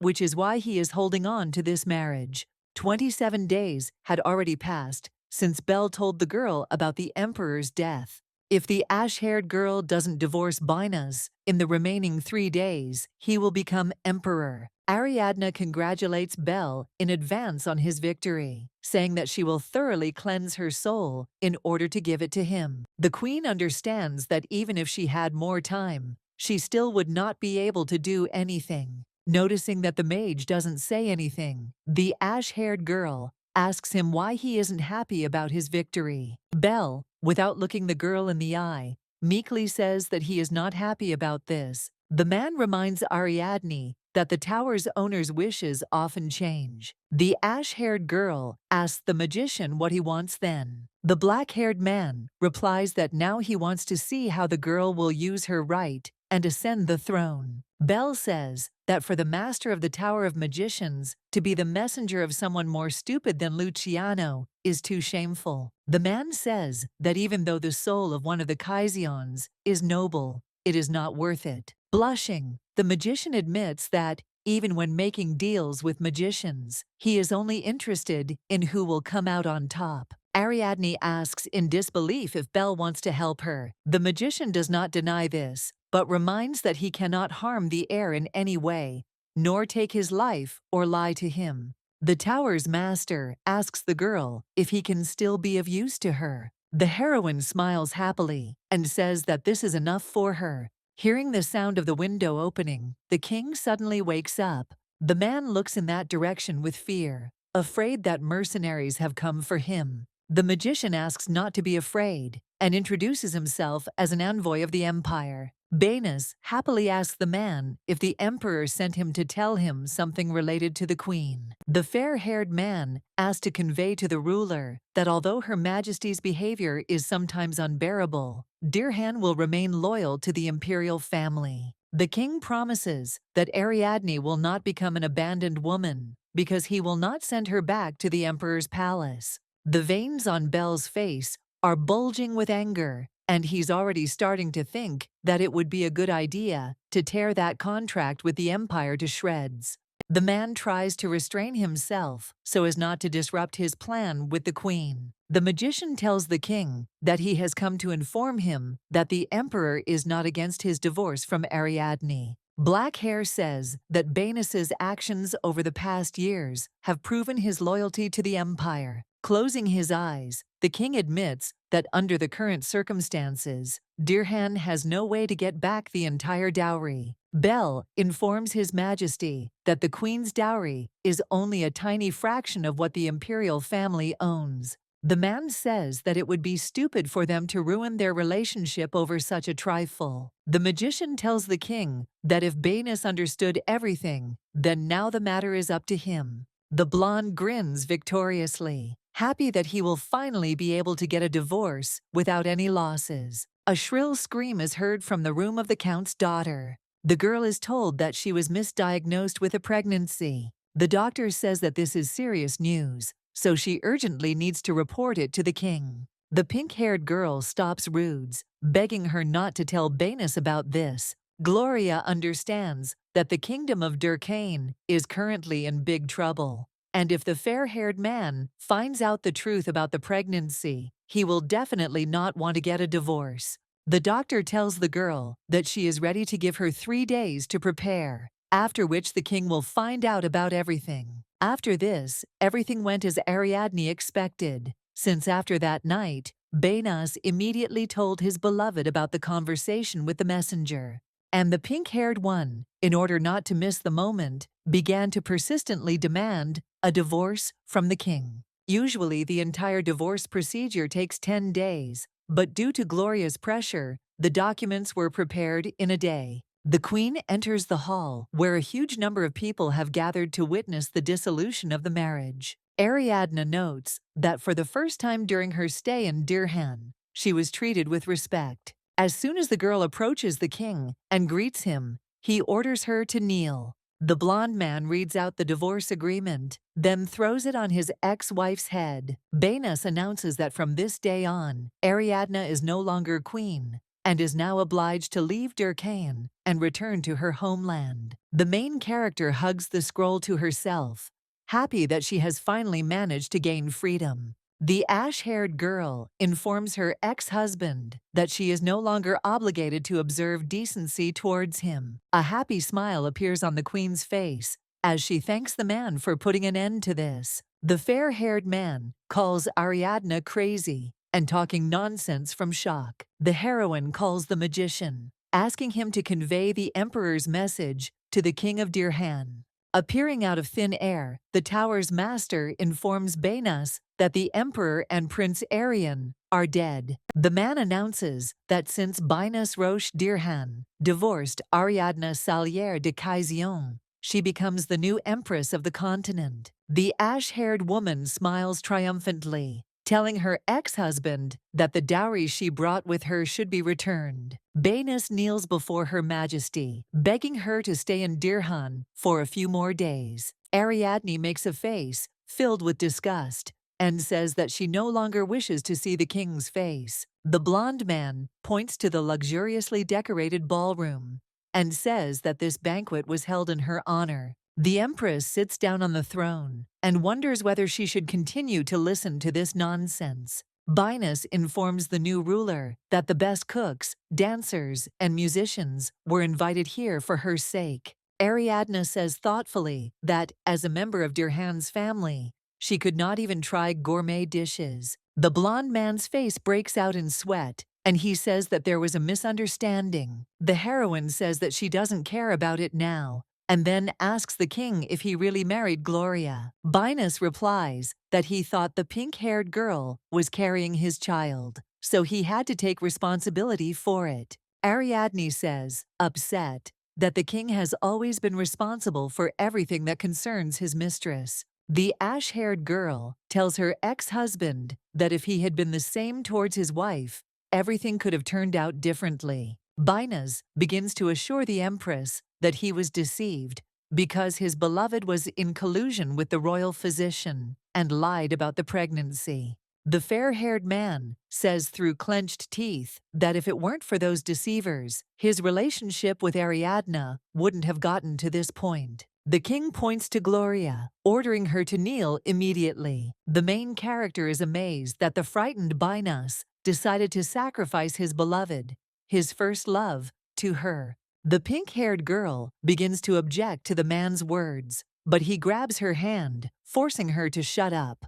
The blond man looks at Gloria with furious eyes and repeats his order once again. When the count's daughter kneels before the empress, she warns that she will not be lenient. Benas confesses to Ariadne that when he saw how she and the owner of the tower looked at each other, jealousy awakened in him. The man sheds a tear, saying that he is truly in love with the ash-haired girl and can no longer hide it. The king tries to kiss the girl's hand, but she immediately pulls it away. Seeing Ariadne's face full of disgust, Benas asks her to think carefully because she has no experience in governing a country. The fair-haired man wants to convince the heroine that in such a cruel world of politics, such a kind and naive person, like her, will find herself trapped in the blink of an eye. Ariadne smiles when she hears the words her ex-husband uses to describe her. The man says that he has enough experience in ruling, so the empress simply needs him. So he offers to leave aside all past grievances. The main character asks the blond man, in a cold tone, if he is laughing at her now. Ariadne tells the king that the fact that he rules Dirhan is a tragedy both for her and for the entire country. The ash-haired girl asks if the man is really that good, that he was so easily fooled. Binus replies that he could not doubt the doctor's words, but now, as punishment for her deception, he has deprived her of the position of royal physician. The heroine praises the man for this decision, which causes his face to glow with happiness. However, the smile immediately turns into a puzzled one when Ariadne informs the king that she is taking Dr. Rudes with her to the imperial palace. The girl with a smirk on her face says that if the healer was able to deceive the smart king, then the girl is very capable. Ash-haired tells Banus to end this performance and orders him to return her dowry as soon as possible. The heroine gets into the king's carriage and immediately notices that it was made with money from her dowry. Ariadne recalls how His Majesty decided to confiscate the count's property under the pretext that he had attempted to assassinate the empress. Since the man could not give the girl her dowry of gold, he had to give away his precious carriage. Belle asks Ariadne if she is sure of her decision not to kill the count, who has brought her much trouble. The ash-haired girl says that she doesn't care about it anymore because the man is no longer in front of her eyes. The heroine reminds the magician that when they arrive in the empire, his work will be finished. The black-haired man agrees with the girl, saying that he has already appointed a new empress. However, Ariadne suggests that the man not go to the Tower of Magicians and stay in the imperial palace. Belle's heart begins to beat faster, and he asks why he should stay. The mage's hopes are dashed when the empress says that if the tower's master supports her, the aristocrats will not harass her or unite against her. The girl says that outside of Furchin, there is a tendency to discriminate against magicians, and if Belle joins the meetings of the aristocracy, it can weaken this tendency. Belle tells the ash-haired girl that it will only be good for her, but for him it will be mortal boredom. Based on Ariadne's proposal, the man notes that she studied politics. The empress says that her mother taught her a lot, even some useless things. The girl says that her mother dedicated her to the duties of the ruler of the empire. Belle tells Ariadne that he cannot live in the palace forever, and that sooner or later he will have to leave. The heroine asks if this is connected with what happened on the magician's lands, but immediately stops short when she sees his menacing gaze. Once upon a time, the ash-haired girl's mother warned her that even the emperor did not dare interfere with what was happening on the territory of the magicians. Ariadne covers her mouth, scolding herself for the fact that she could forget such an elementary thing. Belle approaches the heroine, asking if she is scared now. The next moment, a happy smile appears on the man's face, and he reminds the ash-haired girl that when they first met, she was also afraid of him. Ariadne laughs and immediately apologizes for this, saying that she simply remembered his image as a cat. Blushing slightly, Belle asks the heroine to call him Leopard in private, since even Anakin doesn't know what his immortal body looks like. Ash-haired asks if all mages must have such terrifying immortal bodies. The black-haired man says that his mother had the body of a dragon. The man says that initially all the tower's owners are so strong that no one can approach them.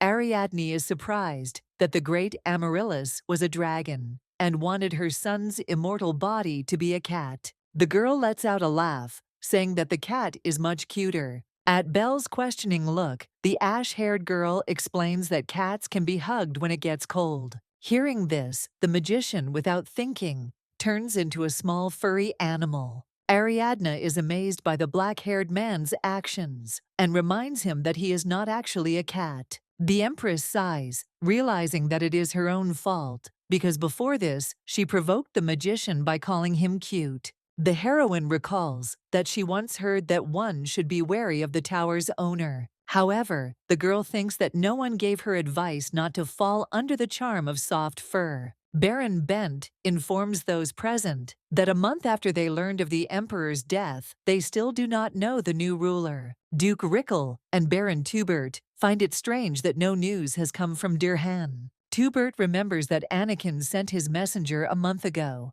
but nothing happened after that. Bent asks those gathered if anyone sent a man to Durkan to inform the king of the ruler's death. Countess Hermann raises her hand, indicating that she, too, had a messenger. However, the woman says she was never able to check whether her man had arrived or not. Bent asks Hermann why she did it, and Baron Tubert says that the countess most likely sent the portrait to her niece. The woman explains her actions by saying that one must always grab the young emperor by the nuts while he still doesn't know anything. Baron Bent informs everyone that if their new emperor falls for this, he washes his hands of it and returns to his territory. Tubert disagrees with the Baron, saying that a ruler who knows nothing cannot help but fall for it. The man asks the other aristocrats if they have prepared a bribe for the emperor. Baron Tubert says that he has prepared a mountain of jewels that he is going to present to His Majesty, and has even decorated everything in the colors of Dirhan. The countess laughs at the baron, saying that her niece will take care of the riches when she becomes his mistress. The man rushes to disappoint Hermann by telling her that King Dirhan already has a lover. Hearing this, the woman thoughtfully says that in that case, she will have to kill that girl. The countess says that if the child that the pink-haired girl is carrying is born, it could complicate everything. Tubert says that upon the return of Archduke Azilier, it will no longer matter who sits on the throne. The woman smirks, saying that they just need to take care of things until then. The Baron confidently says that Duke Rickel should like this, which causes him to look at the aristocrat in surprise. Tubert reminds the man that his niece has become empress, so she can finally step out of her mother's shadow. Rickel says the Baron is right, but as long as they confront the Archduke, it doesn't matter. Suddenly, an ash-haired girl enters the hall, turning the gaze of those gathered to her. The Baron jumps up from his seat, demanding that the uninvited guest leave this place immediately. Ariadne smirks, reminding the man that they met a couple of times in childhood, but he apparently forgot about it. The heroine sits down on the throne, causing the Baron to immediately start shouting that this is the Emperor's sacred place. The girl proudly tells everyone that she is the new ruler of this empire. Tubert calls the ruler's words complete nonsense, because the new emperor is the king of Dirhan. Ariadne notices the color of the pillow she is sitting on, and remembers that there are dark purple things scattered throughout the palace. The Empress takes the pillow and throws it on the floor in disgust. The girl says that she hates this color, especially she can't stand purple sapphires. The Baron becomes furious and, shouting, asks the ash-haired girl who she is. Ariadne calls the man slow-witted and reminds him of her words that she is now the new ruler of the empire. Seeing that they still don't believe her, the heroine asks the magician to convey her words to the Baron. The black-haired man informs everyone that he, the owner of the tower from the lands of Fershin, as an envoy of the empire, has fulfilled his duty and returned. When Belle announces the name of the new ruler, everyone is shocked to hear it. Baron Bent and the Countess are amazed to say that they did not recognize the girl, as they had not seen her since she left for the Duchy of Reikiel. Tubert does not understand what Ariadne is doing here, because according to the marriage contract, all the titles of the princess pass to the ruler of Dirhan. Ashhaired tells those present that she divorced the king a couple of days ago, so this contract is no longer valid. The girl reminds the aristocrats that Luciano and Arian are dead, so all rights to the throne have gone to her. The heroine asks to greet her quickly and finish all the formalities so that she can finally go and rest after a long journey. Baron Bent hesitantly says his words of greeting, after which the others repeat after him. As a child, Ariadne was constantly ignored by the aristocrats because she was a princess whose existence was invisible thanks to the efforts of Luciano. The girl was publicly flogged because she was thrown out of the palace. Although the heroine had not aimed at the place of the emperor from an early age, however, having climbed here now, it does not seem so bad to her.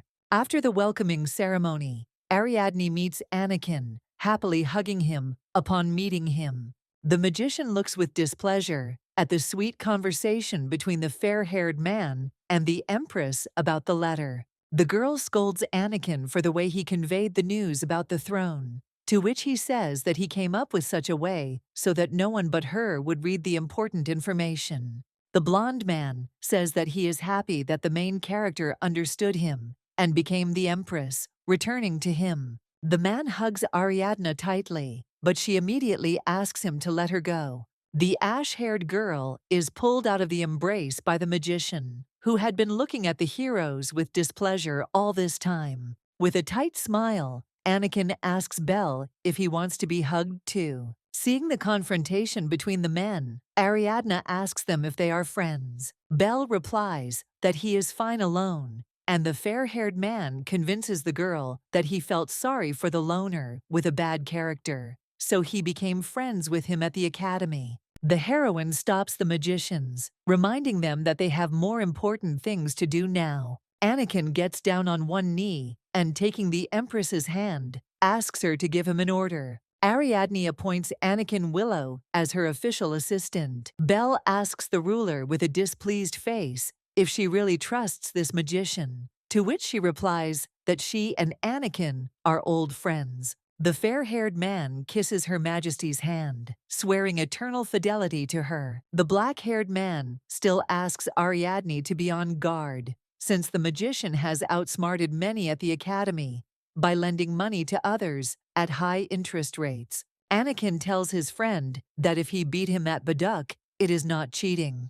The blonde man reminds Belle that he sucked the magic out of everyone, collecting souls. Ariadne asks the men to stop, as she has already realized how difficult their school years were. Ash-haired asks the mage to give her and Anakin a minute to discuss something. Having obeyed the Empress, the black-haired man lies down on a nearby sofa. Ariadne asks her friend what the situation is like in the palace now, to which she receives the answer that there is complete chaos here. The fair-haired man says that while the sick Luciano spent his time in the bedroom, real power passed into the hands of the aristocrats. The magician says that it was precisely because of this that the nobility did not even think of submitting to the new ruler. The Empress's assistant reports that Archduke Asilier and his daughter, Princess Roxana, currently wield greater power. A little girl, with her trembling body, shields a horse and asks someone not to touch her.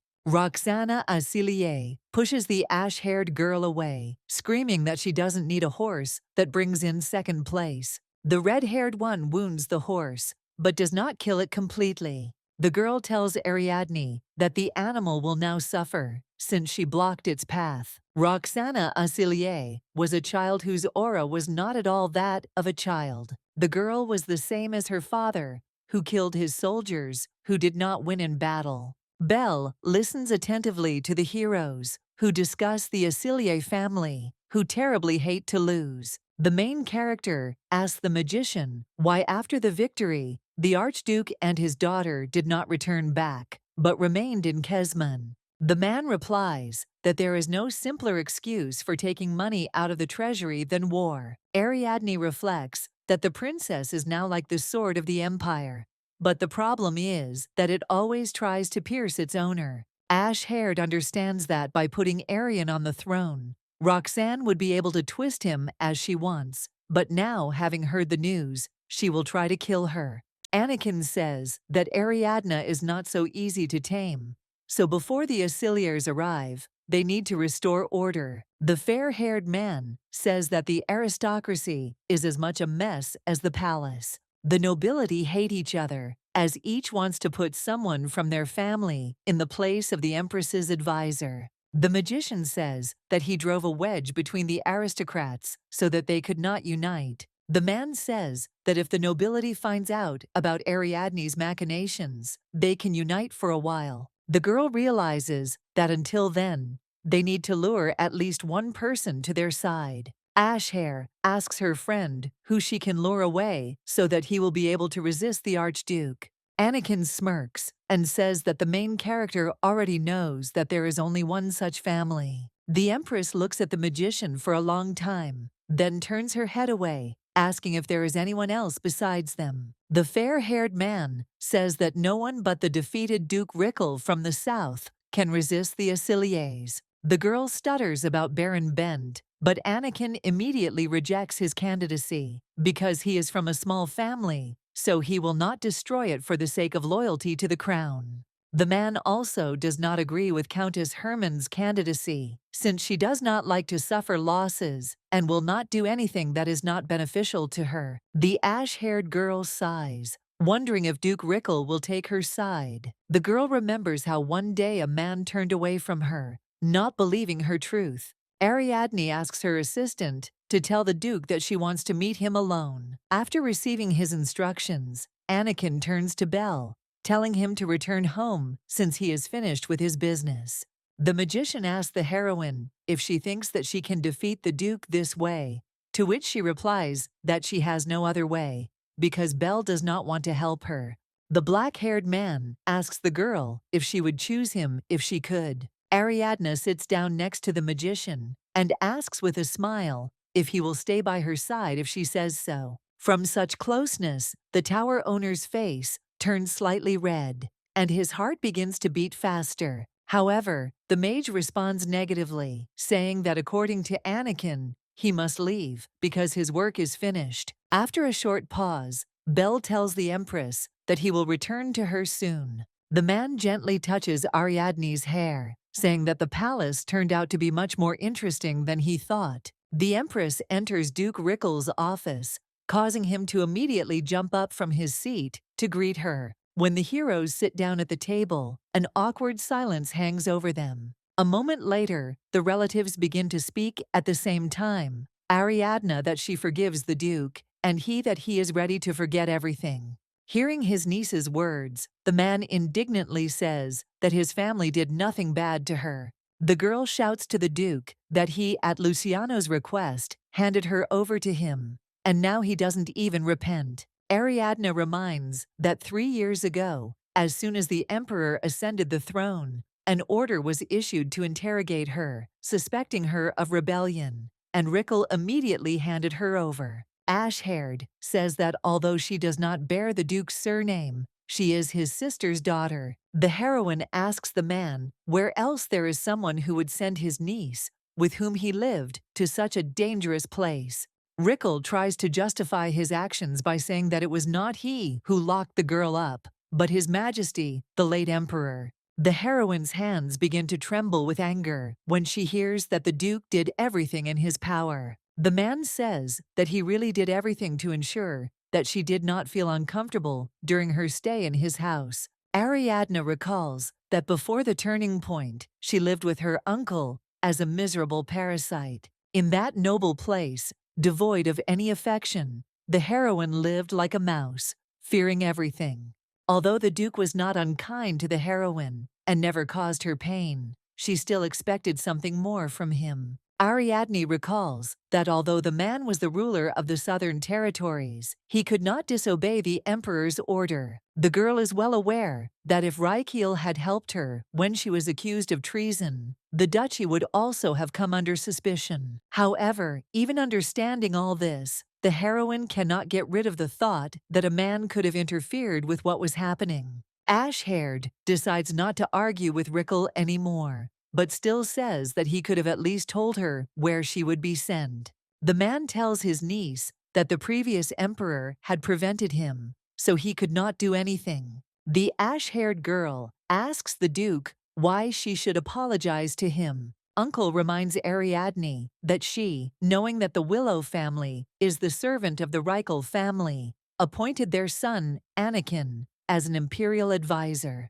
The man learned about this news when the fair-haired man came to deliver a request from the Empress for a personal meeting. Rykiel is angry at the heroine because he planned to make Anakin his assistant. The Duke reminds us that his family values skilled employees above all else. The man tells Ariadne that he is not going to let her get away with taking the best geniuses of the Empire. Ash-haired remembers her mother's words that she should choose someone who, in her opinion, can help even in difficult times. The woman asked her daughter to remember that she should involve such a person in all her affairs and make him devoted to her until death. The girl, as her mother taught her, did everything possible to create her own environment. Ariadne thinks that one can understand the reason for the Duke's anger, because Anakin is the outstanding genius he was waiting for. Rickles sighs, saying that he will try to forget about it, as he understands that his family would not be able to completely possess the mage. The main character finally decides to get to the point, so she tells the man that she has a proposal.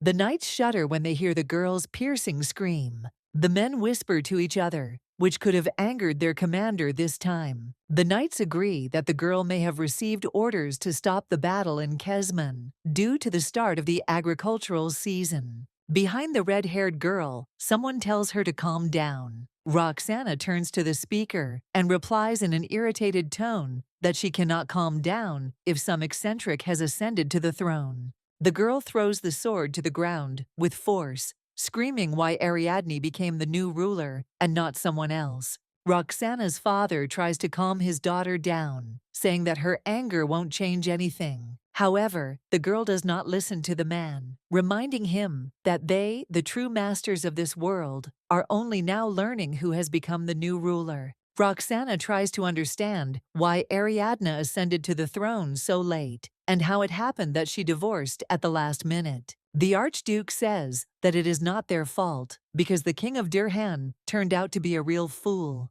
The man cannot believe that Binas divorced the Empress because of his mistress. The red-haired girl screams at her father that she will never believe that there are such narrow-minded people in the world. Acilier tells Roxana that the king also gave away all the dowry that the Empress brought, including the jewels of Empress Anastasia. The girl asks her father what kind of person the new ruler is, to which he answers that she is a very simple person. The Archduke tells his daughter that the ash-haired girl was born into an imperial family, but immediately lost her mother, so she was not properly educated. The man says that the girl trembled at the sight of Luciano and calmly endured the stupid King Dirhan. Acilier assumes that Ariadne is now in torment because she has gone through the most difficult thing in her life, a divorce. Roxana asks in surprise if the new empress really suffered from that mistress.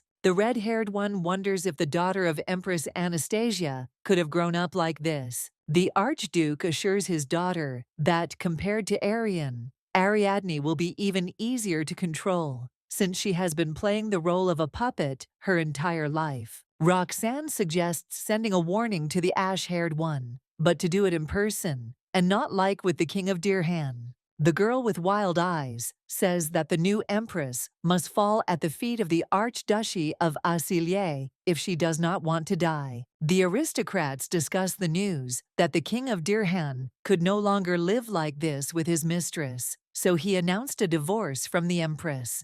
Tubert cannot believe that His Majesty actually missed the opportunity to become the ruler of the empire for the sake of some mistress. During the discussions, the men come to the conclusion that the Empress knows nothing about ruling, so all she can do is trust the words of the aristocrats. The nobility begins to decide who they will choose for the role of imperial advisor, but Baron Bent notes that the girl does not seem weak-willed to him. The Empress enters the conference room in an elegant snow-white cloak. Ariadne attracts the scrutinizing glances of those present, who are trying to understand whether they can really control her. The main character sits down on the throne and thanks the aristocrats for maintaining order in the empire until now. Ash-haired immediately gets down to important matters, offering to discuss the war in Kesman.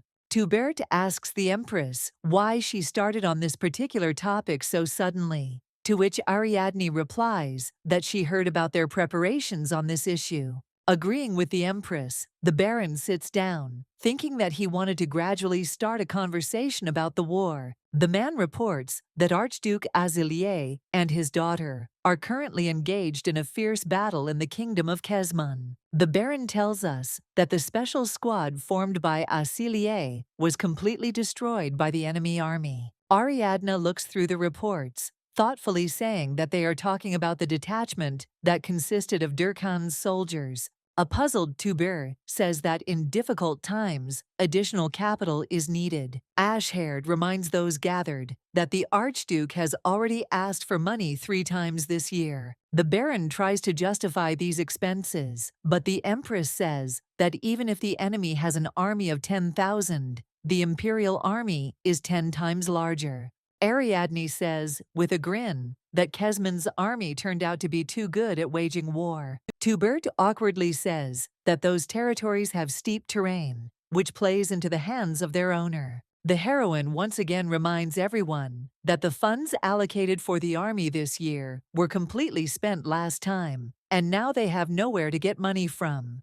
The Baron smirks and tells the ruler that the amount requested is not that big. The aristocrat suggests taking the money from Ariadne's dowry, which she received after the divorce. The main character cannot believe that the Baron had the audacity to ask to give her property to someone who thirsts for her submission. The man tells Her Majesty that he can understand why she is upset, but still suggests that she look at the bigger picture. Tubert tries to convince the girl that if they are defeated in the north, their empire will collapse, and they could lose their most talented commander-in-chief. The Baron claims that if the Empress realizes the importance of the war, she will be able to fulfill the Archduke's request. The other aristocrats look on in shock at how the Baron is able to smoothly lay out things that are beneficial to himself.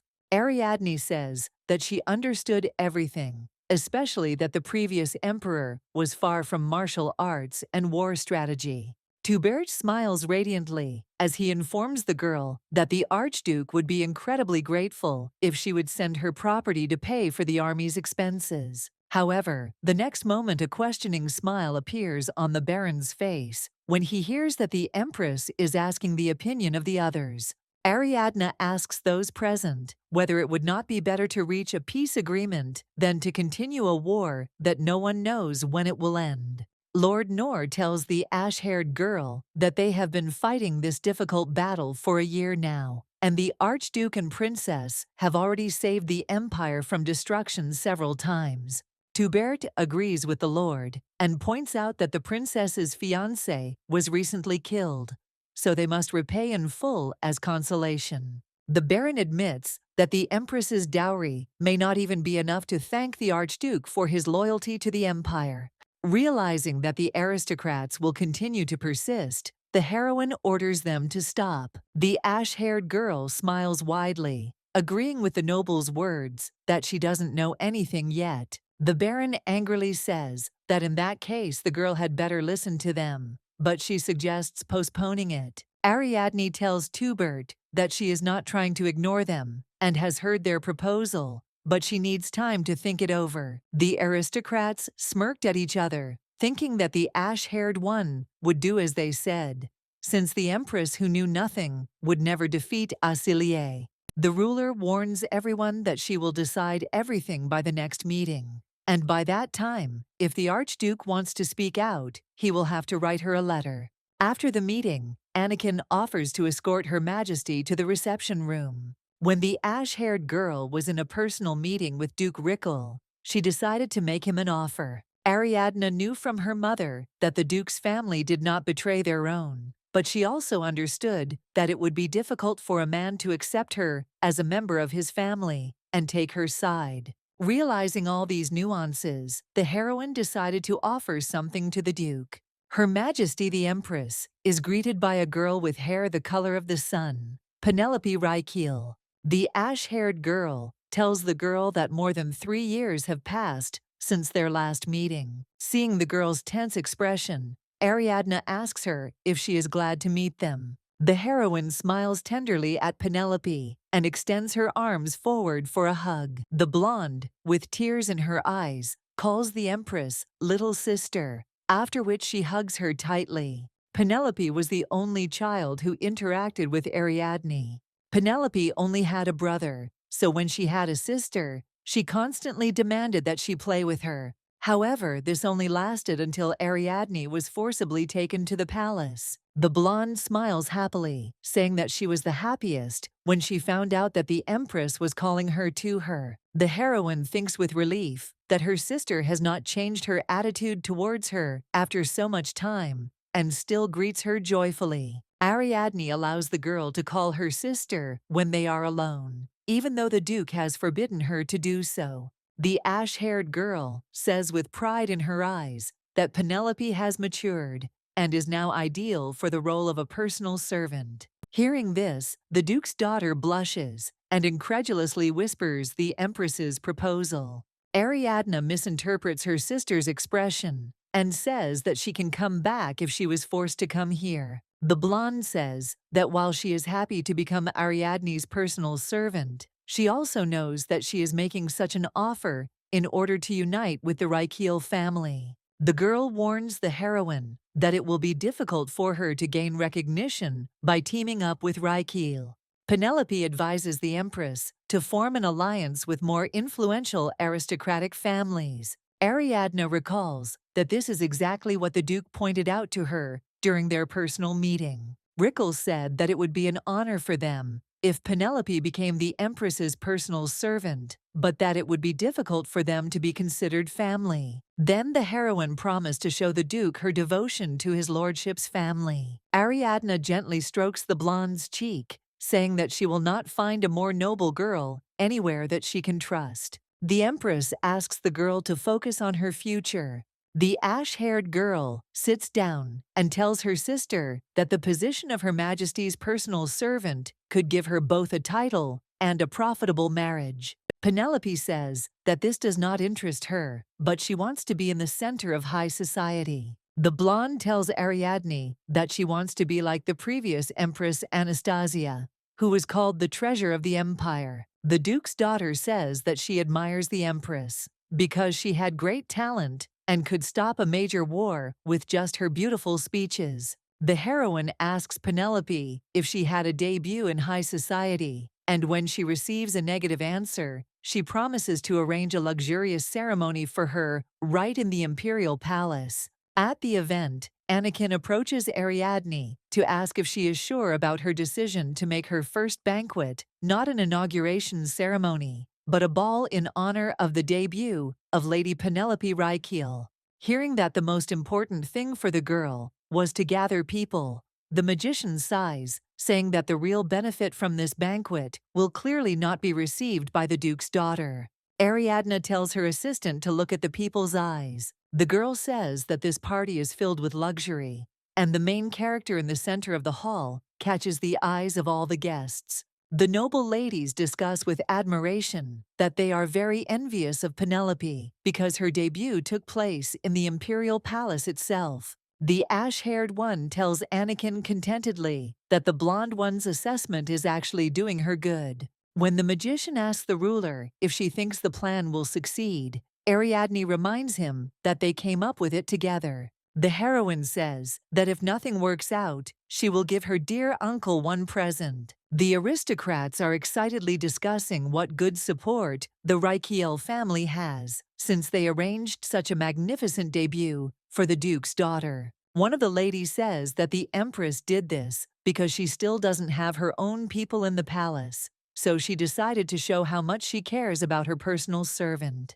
One of the young men suggests that the ruler wants to lure the Rykiel family to her side. The girl with the short haircut says that Penelope's expensive dress and the luxurious banquet in her honor clearly have some meaning. The lady notes that, from the blonde's clothes to her manner of speech, the entire image is taken from the late Empress, even the scent of her perfume. The girl says that if the point of the banquet is to give all this to a loser from the south, then the Empress's limit is the small state of Dirhan.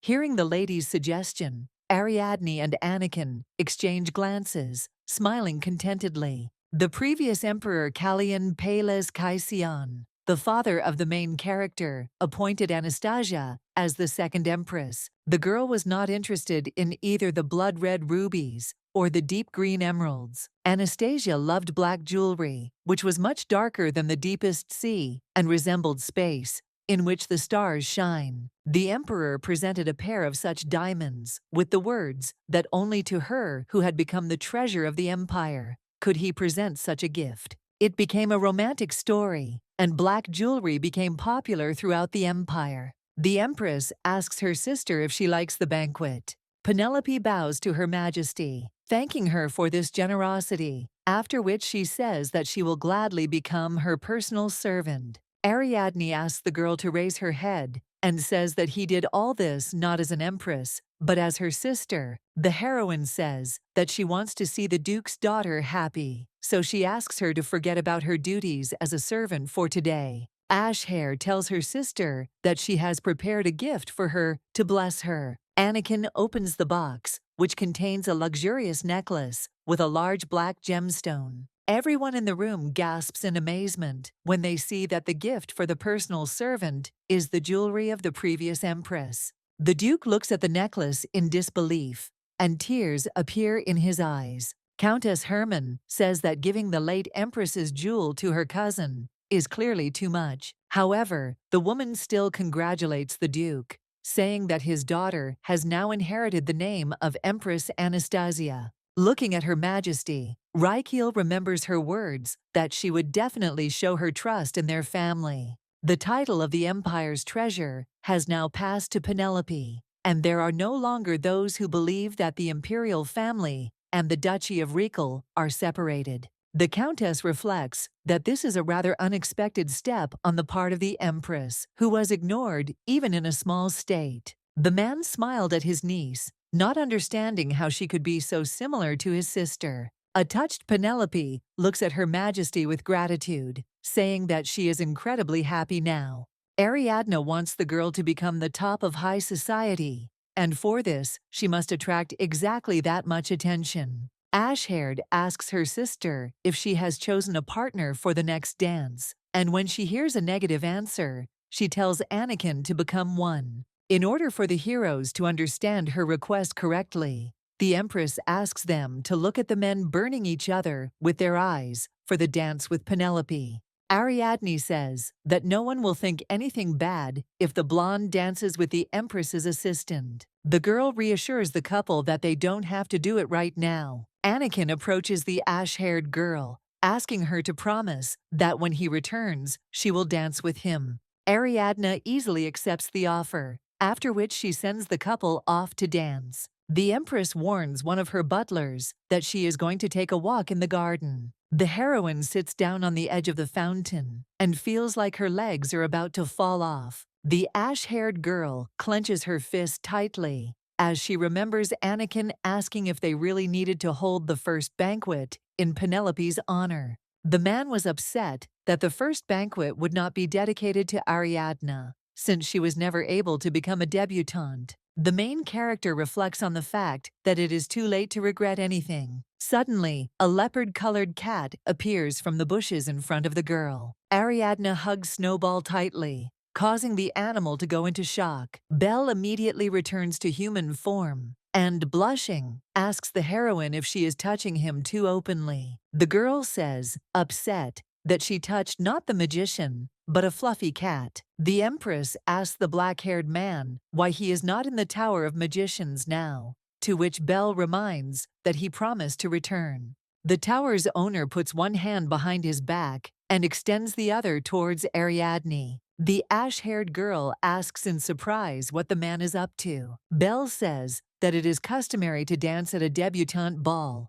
The main character laughs loudly, reminding the magician that this is not her ball. The black-haired man pulls the girl towards him, saying that he doesn't care about it because he came here only for her. The raccoon carefully rinses fresh fruit, removing dirt from it. The animal is distracted from its important task by Belkarian, who has returned from the portal. The raccoon tells the teacher that the portal closes at 12, so he told him to come early. The magician sits down on a rocking chair that appeared out of thin air and reminds Ruma that fruits grown with magic do not need to be washed. The raccoon gets angry at these words, saying that all food must be processed before consumption. Having calmed down, Ruma asks the owner of the tower if he enjoyed the ball. Belle looks up at the sky, thoughtfully asking the raccoon's question. The man recalls that when he and Ariadne were alone, it seemed to him as if there were only them in this world.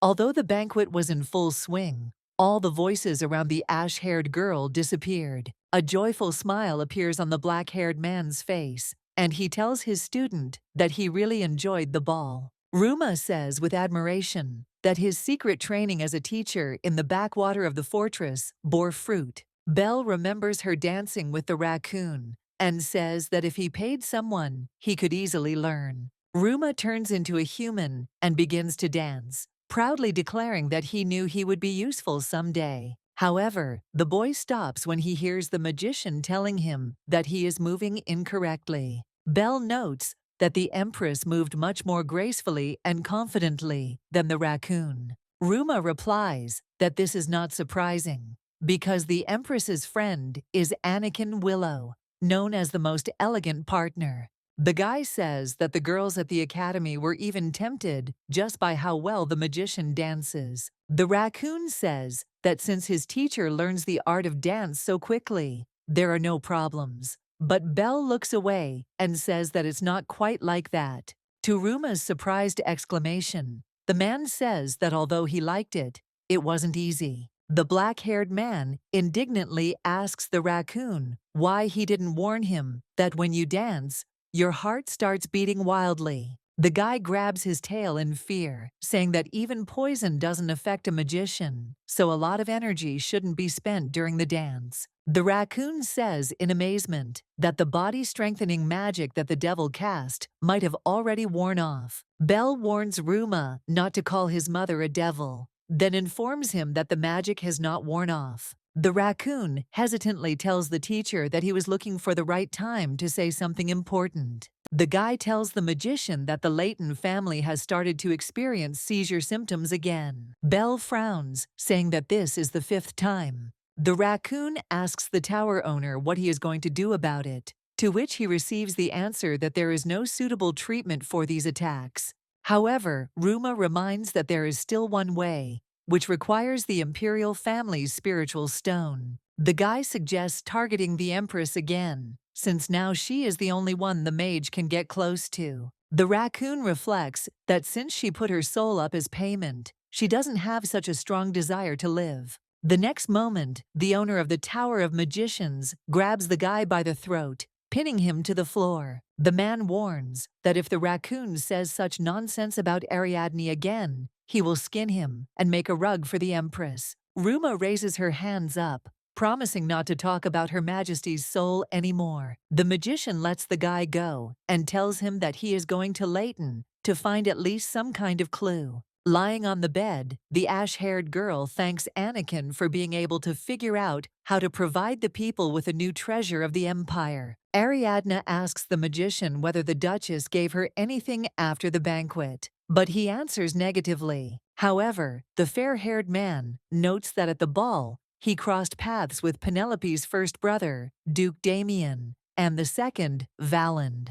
The man reports that although they were confused, he noticed that the brothers were very proud of their sister. The happy heroine falls onto the bed, hoping that the Duke also reacted well. The magician approaches the Empress and reminds her that she never danced with him. Ariadne apologizes to the man, saying that she completely forgot about it while she was going out into the garden. Anakin asks the girl if she enjoyed dancing with the owner of the Tower of Magicians. The Empress replies that Belle is rather strange because he comes when you don't call him and leaves when you ask him to stay. When the fair-haired man says that the black-haired man acts like a cat, the heroine shudders and immediately tries to understand if he knows about Belle's divine incarnation.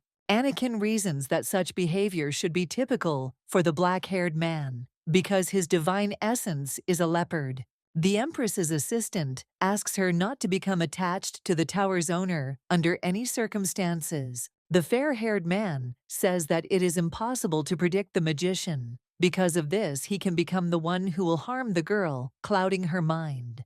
Ariadne understands why Anakin is asking her to be careful, because he has dealt with people many times before without batting an eye. However, the girl also knows that the man did all this to protect her. After finishing her rest, the Empress rises and tells her assistant that they need to prepare for tomorrow's meeting. The heroine smiles brightly, suggesting that the fair-haired man think together about how to shut Baron Tubert's mouth. At the meeting, the Baron tells Her Majesty that the issue of increasing funding for the war in Kesman can no longer be postponed. Shaking his head, the man says that the Empress took the most valuable things from the dowry, so something else should be put in their place. The Baron suggests replacing the items with the opal of King Rothman II, but the ash-haired girl interrupts him, asking the others if there are any other suggestions. Silence falls in the hall, and Ariadne begins to think that everyone agrees with the Baron's proposal.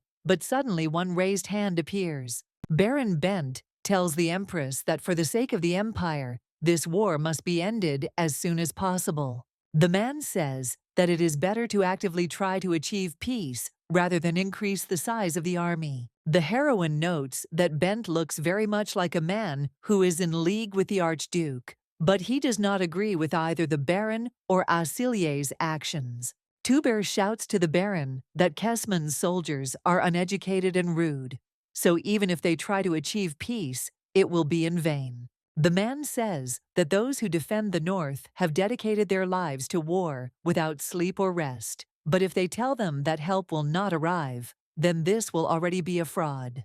Tubert reports that Kesman's army is very powerful, and if they do not put pressure on them now, they will be able to reach the imperial palace. Ariadne asks the Baron if they sent an army there to avoid such an outcome. The Empress carefully reads the documents on the financing of the army, after which she says that on this day, the previous emperor could build 10 imperial palaces in Kesman. Tubert jumps up from his seat, saying that the girl cannot know anything about financing the war, since she only recently ascended to the throne. The Baron tells the heroine that if they do not listen to the Archduke, then someone else will invade their territory while the war in Kesman drags on.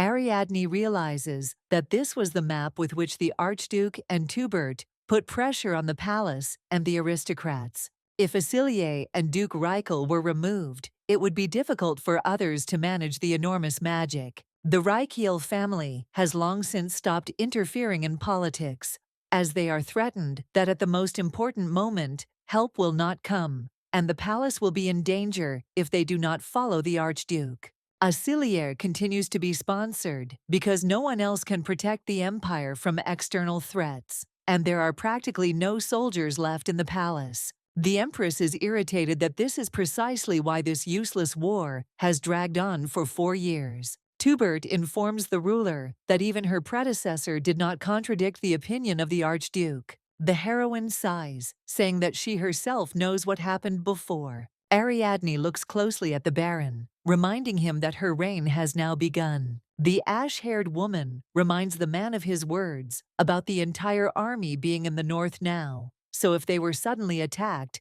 they would be in the minority. The main character says that since Kesman is so strong, it was necessary to prepare for the fact that they would reach the palace and demand that their army be strengthened by any means. The girl suggests that since they have not yet been able to end the war with such huge funding, they need to think about another way to solve this problem. The Duke raises his hand, saying that their family is willing to provide soldiers, and asks his eldest son Damien to be responsible for helping them. Hearing this, all the nobility looked at Reichel in amazement. Ariadne smiles tenderly, saying that the Duke's decision means a lot to her. The aristocrats begin to whisper among themselves, discussing how the loser from the south has suddenly decided to interfere in political affairs. The nobility notes that if the Duke does this, then the Baron's words lose their meaning. Tubert tries to stand his ground, telling the Empress that protecting the palace is a serious matter and cannot be decided so suddenly if someone simply said they would protect it.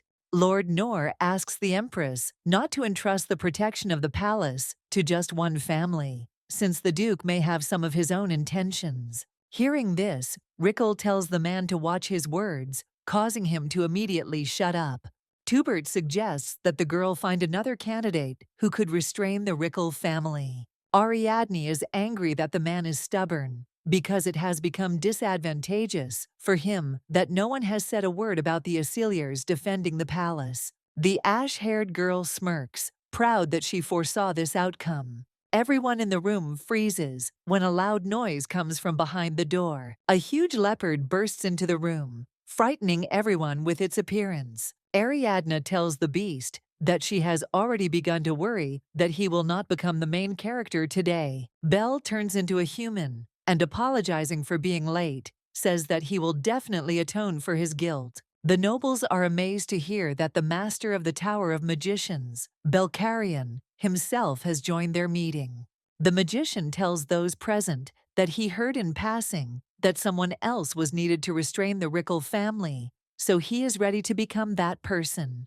Tubert indignantly says that the lands of Ferchen have never interfered in the affairs of the empire, and they do not have an army of such a scale. Bel releases her claws and, smiling predatorily, says that he is much better than any army. Frightened, Tubert falls silent and cowardly steps back. The magician proudly tells the Empress that he is ready to come to her aid at any time if she calls him. The Baron winces when he hears that this issue can be closed. The ruler announces that she refuses the Aceliers' request and orders a representative to be sent to Kesmana to conduct negotiations. Ariadne reports that she is entrusting the negotiations to Baron Bend. Before the meeting began, Anakin told the Empress that if they put Bant in charge of the negotiations, they would see results in less than a month. Ariadne says, upset, that everything is so easy that she doesn't even have anything to do. But her assistant denies this, saying that the return of those who are now in the north is only the beginning of the journey. The blonde man tells the heroine that they will need the help of Duke Rickle, as he has power comparable to the influence of the Archduke. The ash-haired woman says excitedly that Reichel has hardly gotten involved in politics over the past 10 years. Anakin reasons that the aristocrats will most likely demand a force that can contain and suppress the traitors. The hero's conversation is interrupted by a loud scream from a girl.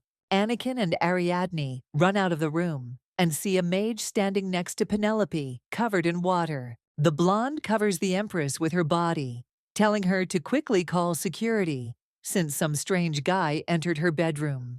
However, instead of the expected reaction, the Duke's daughter hears laughter behind her. Anakin tells the girl that he can now rest easy, since she cares so much about Her Majesty. Ariadne informs the blonde that this wet boar is her guest. The main character tells the magician that since he is here, they need to talk. After giving her a towel, the ash-haired girl asks the mage if he is okay, to which he replies that although he is angry, he will be lenient with her servant. When the girl asks Bel what brought him here, he asks in response if she is glad to see him. The man reminds Ariadne that she was very happy when he came in the form of a cat. The heroine laughs and tells the owner of the tower that there is no one in the palace except him, to whom she would always be glad. The magician decides to ask the Empress what she wanted to talk to him about. Ariadne asks Bel to join tomorrow's meeting of the aristocrats and offer his leadership power on par with Duke Rickle. The girl explains her request by the fact that in the Empire, besides the Archduke, only the head of the lands of Ferchen is capable of holding back the Duke from the south. Ash-haired says that this is not an order from the Empress, but a request, so the man can refuse. Bel approaches Ariadne's face and, smiling, says that he likes her proposal. The black-haired man tells the girl that he also wants to offer something. The magician asks the Empress to allow him to go to Kesman when Baron Bent goes there. The Empress easily agrees, but asks to tell her the reason. The magician says that in that place he found traces of the one he has been looking for a long time. Ariadne decides to clarify 3 things. The first is that Baron Bent is responsible for the negotiations, and the magician is only accompanying him. The second condition of the ash-haired girl is to help the Baron if he asks for it. The Empress's final condition is that if she asks the magician to return, he must do so immediately. When the black-haired man is about to leave, Ariadne wishes him a safe journey as a farewell. Bel's heart begins to beat faster when he hears such warm words of farewell. Baron Bent was taken aback by the attention he was receiving, but he was adamant that this was a chance to end the unnecessary war. After this, Baron Tubir protested with the other followers of the Archduke, but Anakin personally dealt with them all with the help of the law and talented speeches. A few days later, the funding issue was finally closed. Ashhaired tells Anakin that Penelope really was the queen of society. The girl says that although she is fair-haired and not as brave as Anastasia, she quickly made friends with the young aristocrats. The heroine tells Anakin that she was afraid that Penelope would have a hard time with the older generations because of her age. The magician replies that there is someone else who is capable of influencing the older generation. The man is talking about Countess Hermann, who was famous for her extensive connections from her youth. That is why the woman knows everyone who has power on this continent, and her influence on the arts is incredible. Ariadne asks her assistant if there is a chance that the Countess will not break her connection with Archduke Acilier. The fair-haired man says that, looking at Baron Tubert's reaction and Her Majesty's solidarity with Raquel, the woman was already beginning to doubt. The magician whispers to the Empress that the Countess's cough has gotten worse lately. Anakin doesn't have time to say anything more, as they are interrupted by Countess Hermann greeting Her Majesty. The woman introduces the ash-haired Marquis Bissaniel, saying that he really wanted to meet her. The man greets the Empress, saying that he has come here specifically to meet her. Ariadne and Anakin flinch at the mention of the Marquis's name, as the man is considered one of the richest men in the Empire and has a large amount of fertile land in the east. The main character reflects on the fact that she wanted to make friends with Bissaniel, while Acilier was not in the palace, but the Marquis himself came from afar. Aristocrats who own distant lands are considered a good source of income for the imperial family, so they often act arrogantly. Ariadne wonders if this arrogant attitude could be directed at her now, but seeing the Marquis's face, she realizes that it looks more like bribery. Bissaniel invites the Empress to his residence. The ash-haired girl understands that the man may be pursuing his own selfish goals, but she also knows that this is her chance. The heroine smiles brightly, happily accepting the Marquis's invitation. A happy smile appears on the man's face, and he sincerely thanks the Empress. As Bissaniel leaves, Ariadne asks Anakin if the Marquis was always so friendly. The fair-haired man replies that the man is called a cold Marquis who lives alone and is only interested in history. Anakin remembers something, after which he tells Her Majesty that Bissaniel could have been affected by spring. When the ash-haired girl arrives at Bissaniel's residence, she is amazed to hear that the power of money is truly great. The Empress's assistant says that the Bissaniel family has always been rich, so the residence is second only to the Acilier in size. The blonde man says shyly that this is passionate first love. Ariadne realizes that Anakin is talking about the love between Marquis Bissaniel and a simple girl from the country of Viadal. 5 years ago, the kingdom of Viadal was a small state under the rule of the Empire, consisting of only a few islands on the coast. Rumor has it that the people of Viadal, both now and 5 years ago, have been unable to establish good relations with the Empire. People say that the people of Viadal worship strange gods and know a secret way to curse a person they hate. It is believed that if you swim with these people, they will not let you swim to the surface until you drown.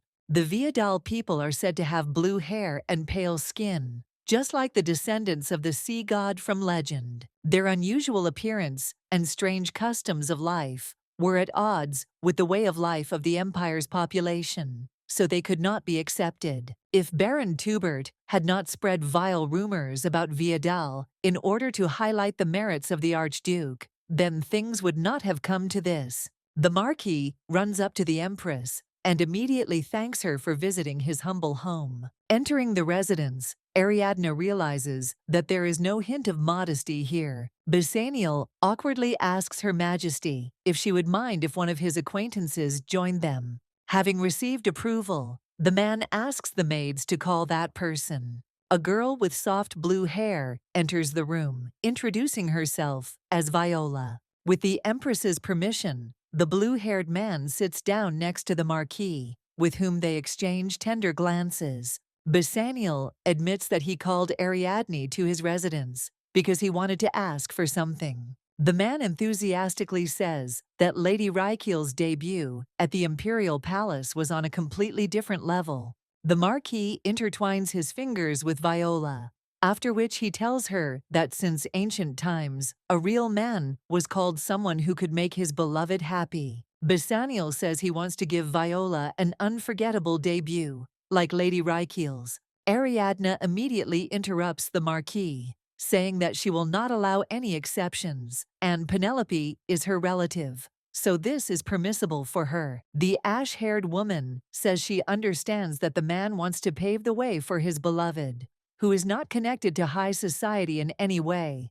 Basaniel's face turns sad when the Empress says that she cannot grant such a privilege just because of his request.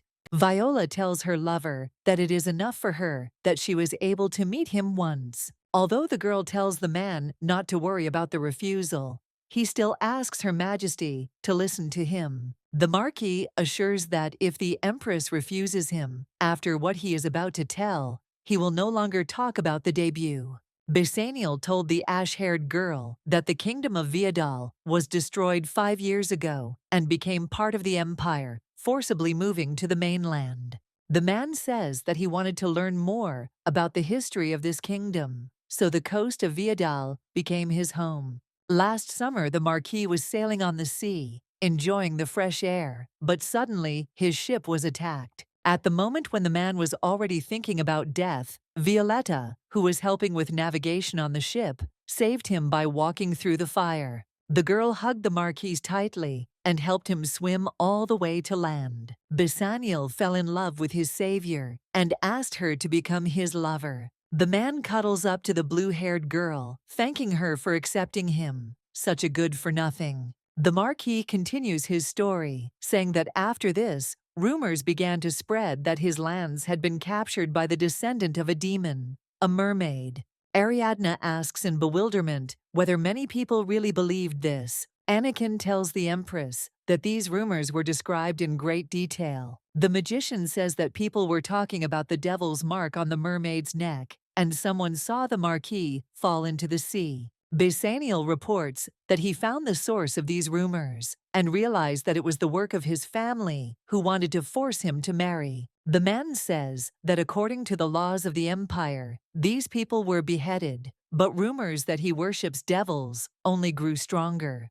The Marquis says that he stopped to prevent rumors from spreading even more, but Violetta's body was left with burns that cannot be removed. The blue-haired girl pushes her hair aside and shows the guests the scar on her neck. The Marquis says that he no longer wants to hear these dirty rumors about the one who saved him and who was left with a burn because of it. Ariadne says thoughtfully that a man wants to debut in the Imperial Palace only because it is a quick way to become famous in high society. Basaniel says that he saw how much attention Lady Rykiel received, so he thinks that if Violetta found her place in high society, the people of the empire would love her. The Empress tells the man that this debut will not solve his problem, to which he replies that he understands everything. However, the ash-haired girl says that there is no need to overload herself by breaking the palace traditions. The girl says that she has a much better solution for the Marquis. A man yells at Rick Tabian,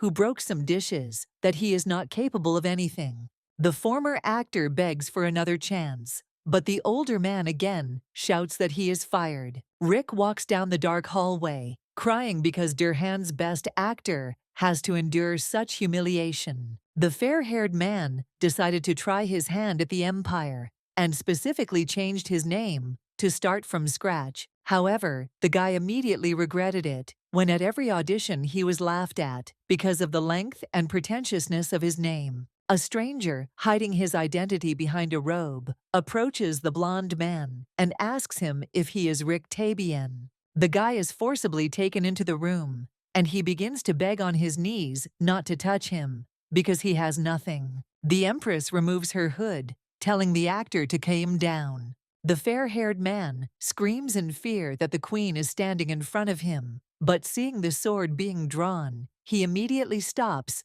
and says that Her Majesty is standing in front of him. Anakin whispers to the ash-haired girl if they're sure everything will work out, since the guy seems pretty dim-witted. The main character gets down to business, offering Rick to play the lead role in the play again. Hearing the proposal, hope lights up in the guy's eyes. Ariadne watches the blonde man's rehearsal attentively, noting that he plays well. Rick's teacher tells the Empress that he was initially worried about her allowing him to beat Rick if he disobeyed, but assures her that he is trying hard enough anyway. The ash-haired girl thinks that the blonde-haired one is behaving so obediently because she presented him with the fact that he is responsible for everything that happens on stage. The Marquis watched the rehearsal the entire time, and after it was over, he decided to thank Her Majesty once again for her help. The man says that after the performance ends, the people will definitely change their opinion of the people of Viadal. Viola delightedly tells the Empress that although there are less than 15 days left until the performance, everything already looks amazing, even without the scenery. The blue-haired girl happily says that she can't wait to see her friend Lola take the stage again. The Marquis tells Ariadne that he wishes to stop the terrible rumors about Viola and the people of Viadal so that they can live peacefully in the Empire. Basaniel informs the girl that he will take care of all the affairs that the Archduke was conducting, together with whomever she appoints. The ash-haired woman stops the man, asking him not to fawn over her because of this. Although the heroine intended to become friends with the Marquis, she finds it strange that he so easily went over to her side. Basaniel tells the Empress that he is a simple man, therefore, as he said, he is ready to do anything for the sake of his beloved. Ariadne hesitantly reminds the Marquis that he could suffer great harm.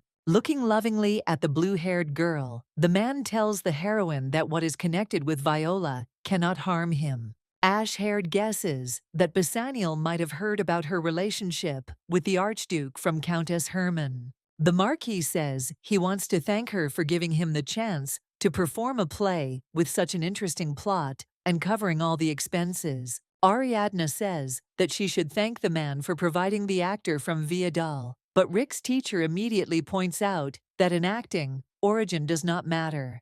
The heroine agrees with this because the leader of the wolves of the scene is known for his stunning castings, which are attended by everyone from criminals to aristocrats. The girl asks the leader if he likes the production. The man thoughtfully says that since Ariadne has already heard about Rick's efforts, now she is interested in Lola. Instead of answering, the leader of the wolves offers the ash-haired girl to look at something. The girl with blue hair emotionally asks what the man is looking for in her sea. Rick stops Lola, asking her to control her voice at this point so that it doesn't shake. The blue-haired girl, laughing loudly, asks the guy why he himself is shaking like an aspen leaf, as if he is afraid that she will hit him. The other girls shout at the blonde man that he has put Lola in a difficult situation again. The leader shows the Empress that the actors have been protecting Lola since day one. The man says that the blue-haired girl became very friendly with the others, joking about such insignificant things. The teacher smiles mysteriously, saying that when Her Majesty sees the stage, she will be very surprised. The man laughs loudly, saying that one sponsor gave them a huge amount of money, so staging with the sea is no longer a problem for them. Ariadne ponders the leader's words, realizing that it is not easy to make good stage decorations using an ordinary stage. When the ash-haired woman asks if the man used the artifact, he enthusiastically says that it is not just an artifact. The teacher explains that these are such luxurious artifacts that the luminous pearl, which can be used to find one's way in the dark, cannot be compared to them. The heroine smiles when she realizes that she can only think of one person who is capable of providing such valuable things. The noble ladies are actively discussing the new production of The Wolves stage, which the Empress personally sponsored. A man standing nearby tells the lady that he is hesitating whether to take a ticket or not, since the plot of the play has not yet been revealed. The blonde girl reports that all tickets for the first performance have already been sold out. The lady tells the men not to worry, because she will watch the production very carefully to tell everything in detail. The aristocrat replies that it will be a simple love story that cannot even be called art. The blonde smirks, saying that with such words, the man shows that he does not really appreciate art. The girl speaks enthusiastically of the Empress, saying that she opened a tea room in the garden for the sake of young aristocrats and maintained leadership in the war in Kesman. The rest of the aristocrats supportively say that even Anakin Willow sided with Her Majesty, and the Master of the Tower of Magicians does not contradict her. At the same time, the main character sits in the greenhouse and hears everything that is said about her. The Empress's assistant laughingly says that young aristocrats are great lovers of gossip. Ariadne agrees with the man, after which she says that she still has not seen Countess Hermann. The fair-haired man tells the heroine that the Countess has not been coming to the palace lately, where she used to appear every day. Anakin assumes that the woman wants to curry favor with Archduke Acilier, which is why she doesn't come here. The man says he didn't think the Countess would stop showing up here before the show even started. The assistant reasons that if a person does not appear in a place for a long time, no matter how influential he is, he will be forgotten. Ariadne says thoughtfully that Hermann turned out to be much more cautious than she thought. If rumors spread that the Countess, the leading lady of high society, would not join the play, her authority would be significantly diminished. However, the ash-haired girl does not intend to give up, because the one she definitely wants to see at the performance is Countess Hermann. Ariadne tells her assistant that she needs to go meet someone alone. The main character visits Dr. Rudes, who greets the Empress with awkward movements due to lack of proper etiquette training. The girl tells Her Majesty that her new laboratory is 1,000,000 times better than the one in Durkan. Ariadne tells the doctor that she constantly sits in her laboratory, conducting research, and never goes outside. The ash-haired girl invites the girl to attend a production she has prepared at the theater, to which she immediately agrees. Hearing that many aristocrats are planning to attend the performance, Rudes asks Her Majesty if Countess Hermann will be coming. The Empress asks the girl why she is asking the Countess, to which the doctor replies that the woman looked sick, so she suspects that she will soon die.